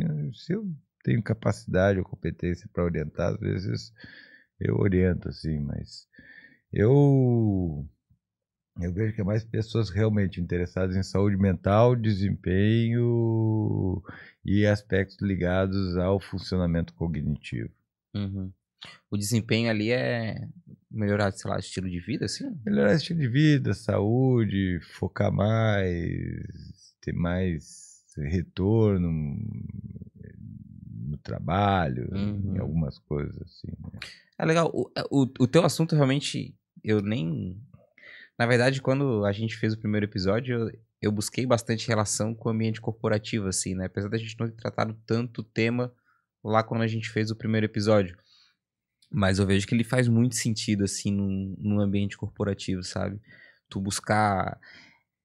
Pô, o funcionário, a pessoa na empresa ali, que busca entender, né? Questão de ambiente, questão de comportamento, para ter ganhos, eu acho que ganhos não é... A gente tenta achar que palavras que positivas, tipo de ganhos e são negativas, né? Mas que buscam ganhos, assim, eu acho que o teu conteúdo, tipo, ele tem muita valia para pessoas que estão inseridas nesse ambiente, sabia? Eu acho que talvez tenha uma repercussão no ambiente corporativo. Eu particularmente não foco em ambiente corporativo, já trabalhei em corporações, tenho uma experiência já com isso, né? Daria uma outra boa conversa. Né? Mas eu gosto de pensar nas corporações como sistemas de processamento de informações, né? Então, na verdade, o que você vai ver que você faz na corporação basicamente é pegar a informação daqui, passar para lá, pegar da cá, passar para lá e assim por diante, né? Então, eu acho que tem uma coisa interessante na corporação, é que a corporação ela não é focada no indivíduo. Você é a peça dispensável da corporação. Mas dentro da corporação é uma perspectiva de individualismo muito grande, onde o teu desempenho, as tuas metas, o teu não sei... Então é interessante essa gestão da corporação, porque é como eu falei, para a corporação você subir, ascender e tal, é importante, mas não é...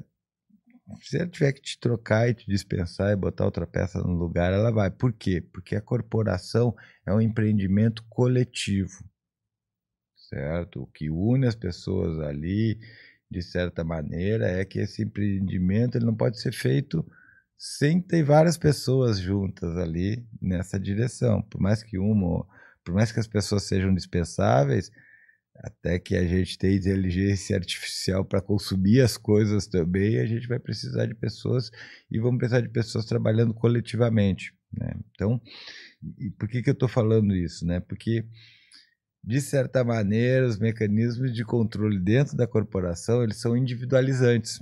Eles ficam te expondo toda hora isso, né? Que você, ao mesmo tempo, é o protagonista, mas é um protagonista que pode ser dispensado a qualquer momento, certo? Então, isso cria uma relação dentro da empresa que faz com que a gente tenha mais dificuldade de se olhar como um time. Porque você sabe que teu colega ali, se performar mal, ele daqui um pouquinho vai vazar. Aliás, puta cara chato, você quer mais que vaze mesmo. Porque faltam conexões, né, cara? É interessante isso. Eu tô falando isso e tô lembrando de um amigo do meu pai que trabalharam junto muito tempo, né, cara? E a força do laço de trabalho que eles firmaram, né? Eu tenho um grande amigo, que é o professor Sérgio Curti, que era coordenador de curso na administração, que é um cara que a gente é completamente diferente, mas foi num trabalho que a gente forjou laços de amizade e afeto muito, muito bacanas, né? Não só com ele, exclusivamente nele, mas com ele eu mantenho um contato mais ativo. E é um cara que não tem absolutamente nada a ver comigo, certo? Mas a gente estabeleceu uma conexão. Então, o espaço de trabalho, ele tem, também é um espaço de conexão, né? Também é um espaço de criar afeto. E a gente efetivamente, muitas vezes, desconsidera isso nessa perspectiva individualizante, meritocrática, de desempenho, que é a cultura das empresas, né, cara? Hoje a lógica das empresas é efetivamente essa, né, cara? As pessoas... Eu costumo dizer que tem níveis de discursos dentro da empresa, né? Tem o que você ouve lá do RH, dos diretores, não, porque a nossa cultura, porque os nossos valores, né? Então esse é um discurso. Tem o discurso que você vê ali nos níveis médios de gerenciamento, que é vocês têm que fazer eles fazerem, vocês têm que entregar, vocês têm que isso. E tem o discurso que você vê entre os trabalhadores, entre eles, que é, porra, fulano é um pau no cu de não sei o quê, Beltrano. Então você tem todas essas discursividades ocorrendo dentro de uma empresa. É um sistema complexo, certo?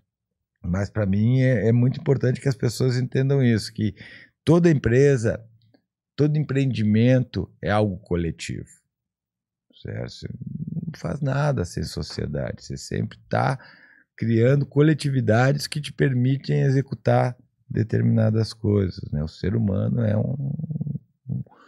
uma unidade no sistema de processamento, né?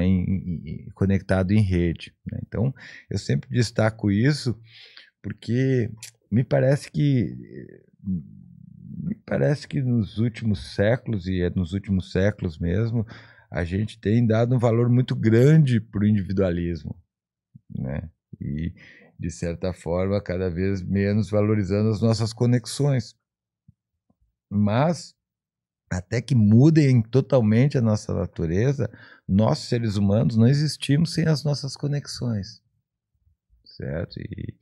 E muito da nossa saúde mental, ela está pautada na qualidade das nossas conexões, certo? Talvez esse momento, por isso que nesse momento de isolamento social, onde a gente só estava conectado com as pessoas pela internet, recebia informação e via pela internet, talvez por isso que nesse momento, talvez, vou dizer várias vezes, talvez isso também tenha a ver com as nossas desconexões, né? A nossa procura por saúde mental talvez tenha a ver com as nossas falta de conexões em alguns aspectos. Sim. Deixa eu... Fui contemplado, tá? Eu tava aqui raciocinando assim, eu falei, porra, era bem isso mesmo que a ideia que eu tive quando tava falando de empresa ali. de visão. E muito, muito engraçado ali, né, cara? Que pra mim é meu dia a dia, né?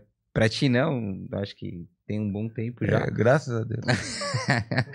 Mas quando tu falou o nível de comunicação, né? Que vai descendo os níveis ali, descendo, né? No sentido da hierarquia, né? Não, enfim, o papo não muda, né? É a mesma comunicação que tem ali, tipo, que tu teve provavelmente, né? Pra ter o conhecimento.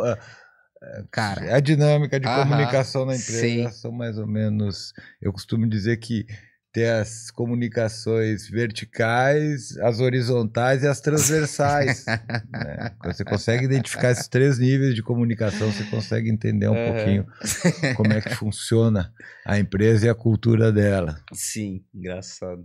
Eu passei por algumas também e muito similares. Algumas melhores que a outra, sim, obviamente, né? Deixa eu pegar uma pergunta aqui. É uma aleatória. Não, pode escolher aqui pra gente, vamos lá. Então tá bom. Abre aí, eu Essa vou aqui, puxar ó. primeiro aqui, ó. Já puxei. Peguei aqui. Ih, deixa... Eu leio pra ti, rapaz. Ah, você Ih, agora lê. já foi.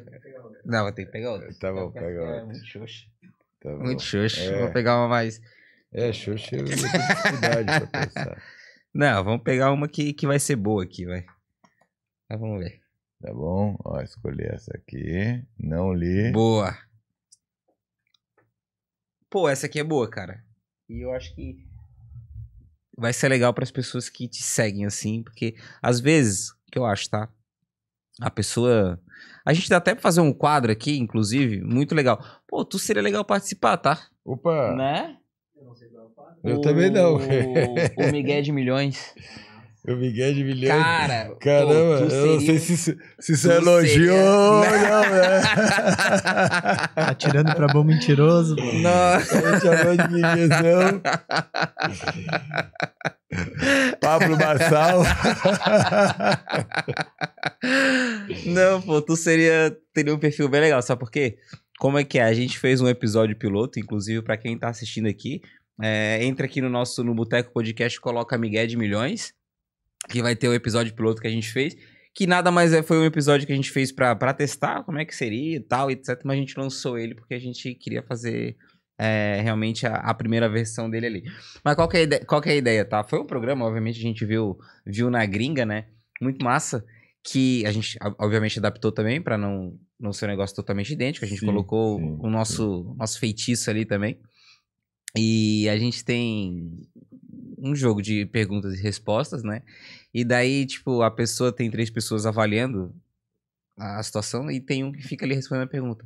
Só que a pessoa responde e ela vê a resposta que ela respondeu se estava certa ou errada. São perguntas muito complexas, são coisas que, né, enfim. E daí a pessoa ali tem que convencer as outras que ela tava falando a verdade. Então ela tem que dar um migué. Entendi. Entendeu? Só que é na hora, é ao vivo. Ela respondeu, viu que tá errada, pum, já tem que falar. Entendi. Então, cara, a pessoa tem que ir assim. O que eu acho? Eu tracei alguns perfis, assim. Então, tu tem um perfil no que eu tracei. Que vai dar o Miguel de Milhões. Não.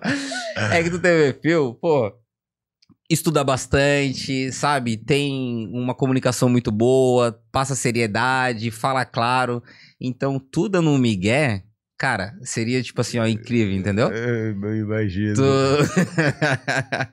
Porque daí a galera tem que acreditar e tu passa uma seriedade muito forte. Então, acho que seria muito massa, cara. Muito massa. Muito massa. É interessante isso, né? Essa coisa de fazer o outro acreditar, né, cara? Porque isso é uma coisa muito importante, né? A gente não precisa fazer o outro acreditar. A maior parte das pessoas já está tendenciando a acreditar, né? Por quê? Porque nossa natureza é uma natureza, que nem eu falei para você, que envolve conexões. E como é que a gente se conecta? A gente se conecta pela linguagem, certo?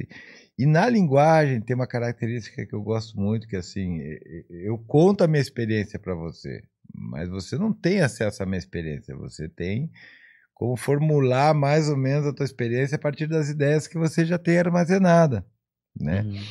Mas pode ser que entre a minha experiência e a tua experiência tenha uma diferença, certo? E é esse espaço de diferença que eu diria é mentira. Mentira é filha da linguagem, né? A gente só consegue mentir na linguagem. né? Quer dizer, hoje não, mas com a inteligência artificial ficou bem mais difícil de saber o que é mentira ou não, né? Mas a mentira nasce com a linguagem, né? Quando a gente aprende a falar, é aí que a gente precisa da verdade como padrão. Se você me diz, onde é que é o banheiro? Eu digo, não, você sai daqui da porta, caminha aqui para cima, dá 3 voltas, à direita tem um corredor, você chega lá e você vai encontrar o banheiro. Se você faz todo esse caminho e não encontra o banheiro, você vai pensar o quê? Filha da puta, mentiu. Né? Então a mentira é efetivamente, a mentira e a verdade é efetivamente um valor que só existe na linguagem. Nossa. Mas vamos avaliar isso aí eu gostei, cara. Tens um perfil... Porque, bom pra dar o migué. Porque passa muita confiança, sabe? Que né? bom, né? Cara inteligente, sério. O pessoal do banco não acha isso. Eu não quiseram me liberar o empréstimo que eu pedi, né? Pô, os caras não são deu sacana, o migué de milhões. Olha só, Perim, qual evento histórico tu gostaria de ter presenciado? Puta, cara, qual evento histórico eu gostaria de ter presenciado, velho? Cara, eu acho... Eu tenho muitas curiosidades históricas, né? Mas eu acho que eu gostaria muito de... Eu acho que eu gostaria muito de estar na descoberta das Américas, nas Antilhas. Eu acho que ia ser uma coisa fantástica, né? Você ter contato com uma cultura completamente nova, num lugar completamente desconhecido, né? Depois de ter atravessado um oceano, eu acho que é uma coisa muito bacana, tirando todas as tragédias que vieram com essa travessia, né, cara? Mas eu acho que esse primeiro contato com os povos das Américas deve ter sido algo realmente muito fantástico, né? Não sei se as pessoas que estavam ali, imagino que não, né? Tinham dimensão do que era isso, mas eu acho que seria uma coisa muito, muito bacana, assim. Eu fiquei pensando também na Grécia Antiga, mais do que na Roma, assim, né? Eu acho que em alguns momentos eu gostaria de estar ali. Eu acho que eu gostaria de... Eu acho que eu gostaria de ter uma abrangência, assim, em várias situações históricas, assim, que são importantes. Mas eu acho que esse primeiro contato do homem com as Américas e com as suas populações nativas, realmente me parece que deve ter sido algo fascinante, assim. Né? Imagina, porque é uma trajetória de barco, navio, de dias, né? Meses, né? Sim, isso, meses. Daí tu encontra aqui uma população totalmente diferente, né? Um desconhecido, né? Com comidas diferentes, né? Aspecto geográfico diferente. Eu acho que deve ter sido muito bacana. E assim, e sem nada para guiar, nada eu digo eletrônico, né? Eles tinham a observação das estrelas e a matemática. Isso, né? Mas como é que o cara ia ter... Eles não tinham certeza que iam parar em algum lugar. Tinha uma esperança, né? Eu acho que os caras já tinham conhecimento suficiente, assim, pra saber... Tu acha? Eu acho que eles sim. saíram sabendo que ia encontrar a Terra? Os capitães, com certeza, sabiam que estavam procurando alguma coisa. Ninguém ia fazer uma empreitada, gastar um dinheirão desse, meter um barco no meio do oceano. Pô, mas depois Vamos ver lá do outro lado. Vamos ver quem tem do lado desse rio. Mas depois de um tempo ali, será que não é, rapaziada? Eu acho que fizemos uma escolha errada e acho que não vai ter nada mesmo. Será que... Eu imagino que na tripulação, de uma forma geral, você vai encontrar todo tipo de gente. Mas Sim. Eu acho que os mais graduados, os capitães, os almirantes das frotas, eles não estavam ali à toa. A gente subestima muito o nosso passado, cara. Sim. Os caras calcularam a circunferência da Terra antes de ter um computador com alguns dados, né, e um pouco de engenhosidade. Eu acho que a gente hoje valoriza demais a nossa tecnologia, né? Eu costumo dizer que a nossa tecnologia é o produto da nossa inventividade, né? A gente, com uma ideia na cabeça e um pouquinho de matemática, faz muita coisa legal, né? Então, eu imagino que os caras não... Acho que você pode chamar um historiador para falar disso. Eu imagino que ninguém ia construir um navio enorme, botar milhões ali, porque aquilo custava caro pra caramba, jogar essa galera na água e dizer, vê se acha alguma coisa legal lá. É verdade. Não, cara, eu acho que tinha um empreendimento econômico e comercial bem forte, da qual esse talvez tenha sido uma das iniciativas, eu realmente não sei se teve outros, mas a gente fala desse período de grandes navegações. Eu imagino que seja um período de trocas comerciais, conquistas, buscas por riquezas de uma maneira geral, né? Mas eu acredito que ninguém saiu dali já nessa época achando que o mundo era plano e que não ia encontrar nada ali do outro lado. Imagino que já se tinha algumas informações, já se tinha algumas noções importantes antes de se fazer isso, né? Não faz sentido. Uma pergunta aqui agora, que eu sou meio doido, né? Que a gente debateu num outro podcast que a gente fez, acho que foi o chileno que trouxe esse tema, e eu acho um tema legal. A gente fala, tu trata o cérebro, não sei, tu trata a mente, chega a falar sobre mente ou não? Só para eu poder entender aqui. Dificilmente a gente não usa a palavra mente, né? O problema é que a palavra mente, como conceito de trabalho, ela é muito ruim, né? Porque ela não se refere a absolutamente nada, certo? Então, a gente trabalha ela como uma referência. Quando o cara diz, estava com uma coisa na mente, se diz, ele estava pensando em alguma coisa, né? Ou é uma coisa que eu estou sentindo internamente, você imagina que seja um sentimento, né, cara? Então, de certa forma, você entende isso como sendo atribuições de determinadas experiências que ele está tendo, que são experiências privadas, né? Então, mas conceitualmente, eu acho que ela é vaga, né? Mas no uso cotidiano, ela cumpre a função que ela tá, né? Sim. Pô, tô com uma ideia na mente. Ideia, você sabe que não é que o cara tem uma ideia na mente, é que ele quer te contar alguma coisa, de alguma coisa que ele pensou, de alguma prospecção que ele fez pro futuro, e de o quanto que aquilo empolgou e motivou ele. Não, beleza, então. Então vamos tratar do cérebro aqui. Assim, a gente tem o nosso corpo e tem o cérebro, né? Sim. Se a gente pegasse o teu cérebro e colocasse em outro corpo, essa pergunta foi muito boa quando ele fez. Tu seria quem? O corpo que tu tá ou o corpo que tá com o teu cérebro? Se trocasse. Cara, eu vou trazer aqui a questão do navio de Teseu, né? Que é a ideia de que você tem um navio, você troca uma tábua todo dia, no final de não sei quantos dias você tu tem um navio trocou novo. todas as tábuas. Você tinha o mesmo navio ou tem um navio novo, né? É uma questão interessante, assim, né? E talvez a gente possa responder fugindo um pouquinho da pergunta com a questão da mudança e permanência, né? De quando tudo muda, algo permanece, né? Que é o argumento que muitas pessoas usam para a ideia de essência, né? De que tem alguma coisa que permanece. Mas eu acho que é uma ideia equivocada, né? A gente tem uma sensação de continuidade, de que a pessoa que dormiu ontem é a mesma que acordou hoje, da criança que estava lá na infância é a mesma pessoa, o mesmo adulto que hoje, mas não é, certo? São pessoas diferentes, em alguns casos podem ser completamente diferentes, né?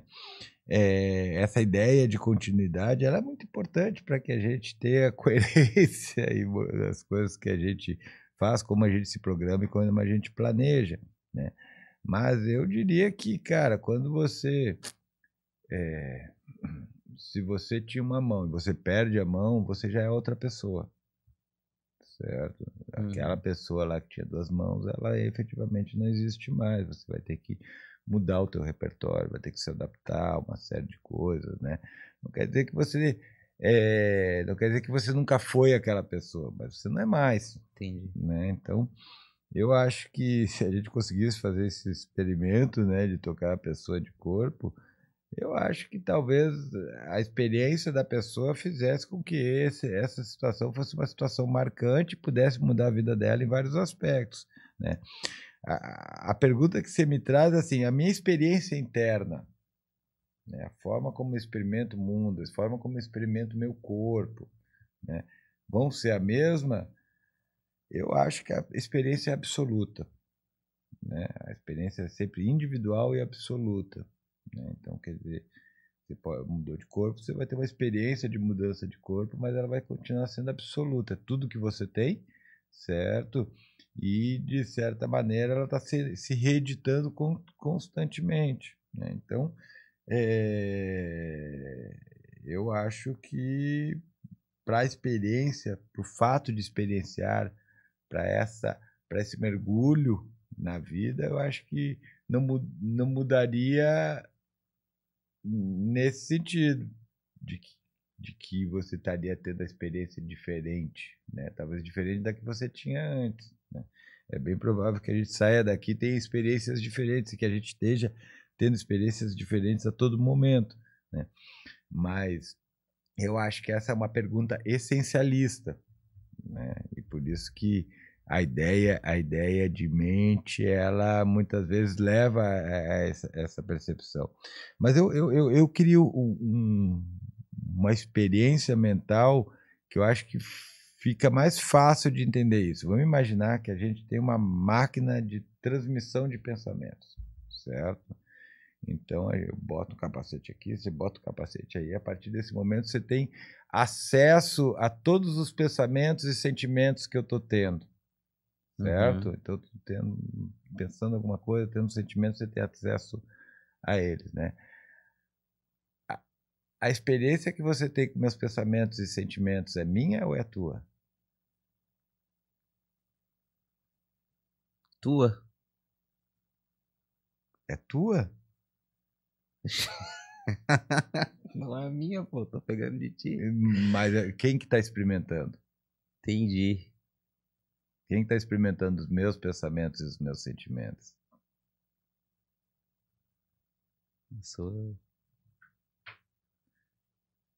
Você está tendo diferença. Vem um pensamento, vem um sentimento.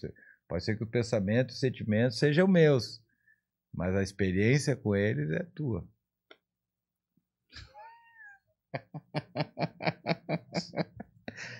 Entendi.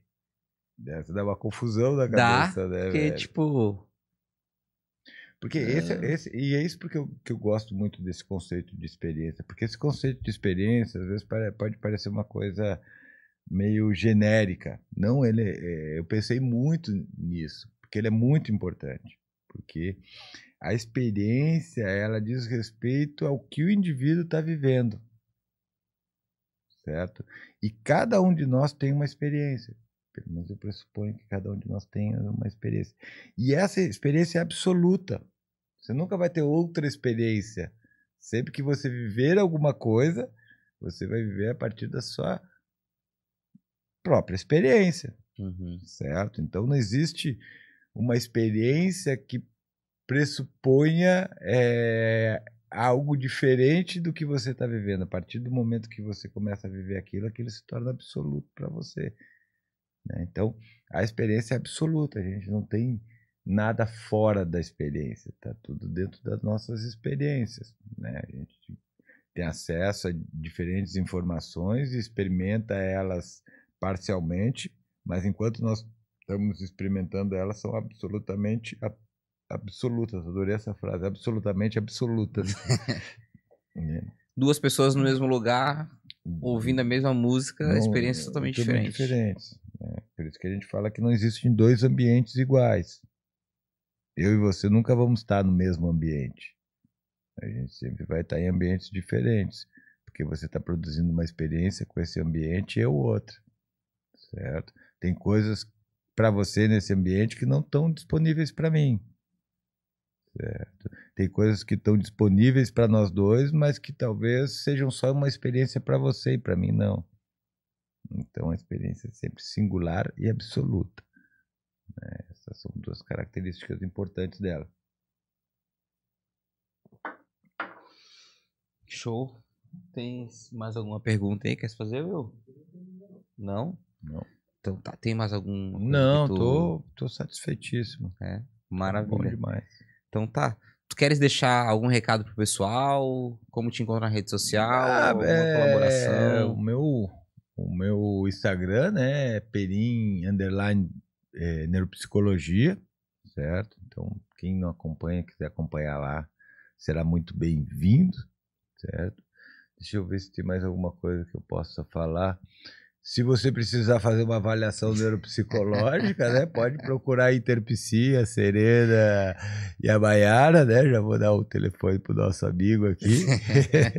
Precisar de uma avaliação, né? A gente faz. E atualmente eu estou trabalhando com alguns psicólogos bem próximos na minha clínica, né? Então, hoje, para poder não só estender os meus atendimentos, dada as demandas que tem, eu tenho trabalhado com alguns profissionais que eu acho que despontam, né? E a gente tem trabalhado intimamente. Hoje a gente é em 6 ou 7, né? Tem a Serena, a Maiara, que eu já falei para vocês, o Nicolas, o Gabriel, a Caroline, eu acho que são esses aí que estão junto comigo agora aí num trabalho mais integrado para a gente dar um atendimento de qualidade para as pessoas, né? Então, quem estiver precisando aí de fazer uma avaliação, de uma intervenção, pode procurar lá no meu perfil, me chama no meu perfil que a gente vai indicar um profissional bem bacana aí para atender o pessoal. Maravilha, maravilha. Perim, brigadão de novo pela segunda vez aqui com a gente no Boteco. Acho que a gente consegue, né, desbravar bastante assunto aqui. Te falei, né? Eu gosto de uma conversa, né? O cara quer me chamar até pro Miguel do Milhão. Nossa, o Miguel do Milhão. Vai ter que vir, cara. Vai ter que vir. A gente tá vendo ali agora, a gente tá atrás de patrocinador para fechar a última ponta que a gente tem aqui, do que falta, né? Que é a financeira que a gente precisa. E daí a gente vai fazer o episódio, eu vou te chamar. O convite eu vou te fazer. Isso aí já tô até te falando. Aí tu analisa lá, a gente vai mandar como é que vai funcionar o game ali, o Miguel. Cara, tens um perfil muito bom. Porque assim, é tu falar que uma coisa eu acho que a galera vai, sabe? Eu sou muito ruim pra mentir, velho. Eu costumo dizer que eu virei sincero por falta de opção. Vamos ver. Não a temática é massa. Não é virtude, é falta de capacidade. Mas beleza, pessoal, obrigado por ter acompanhado a gente. Segue a gente lá no Instagram, Boteco PDC, né? Ou Boteco Podcast, pra pesquisar lá. Segue a gente aqui no YouTube também. Acho que é isso. Então, obrigado aí pelo tempo que ficaram aqui com a gente hoje, né? O episódio está indo lá na semana que vem, né? Na semana que vem a gente vai levar pro ar, a gente manda tudo certinho ali. Legal. Fechou, galera? Brigadão. Qualquer dúvida, pessoal, entre em contato aqui no chat aqui que a gente resolve ele também. Beleza? Então, tá bom. Falou, pessoal. Valeu, Obrigado. tchau. Tchau.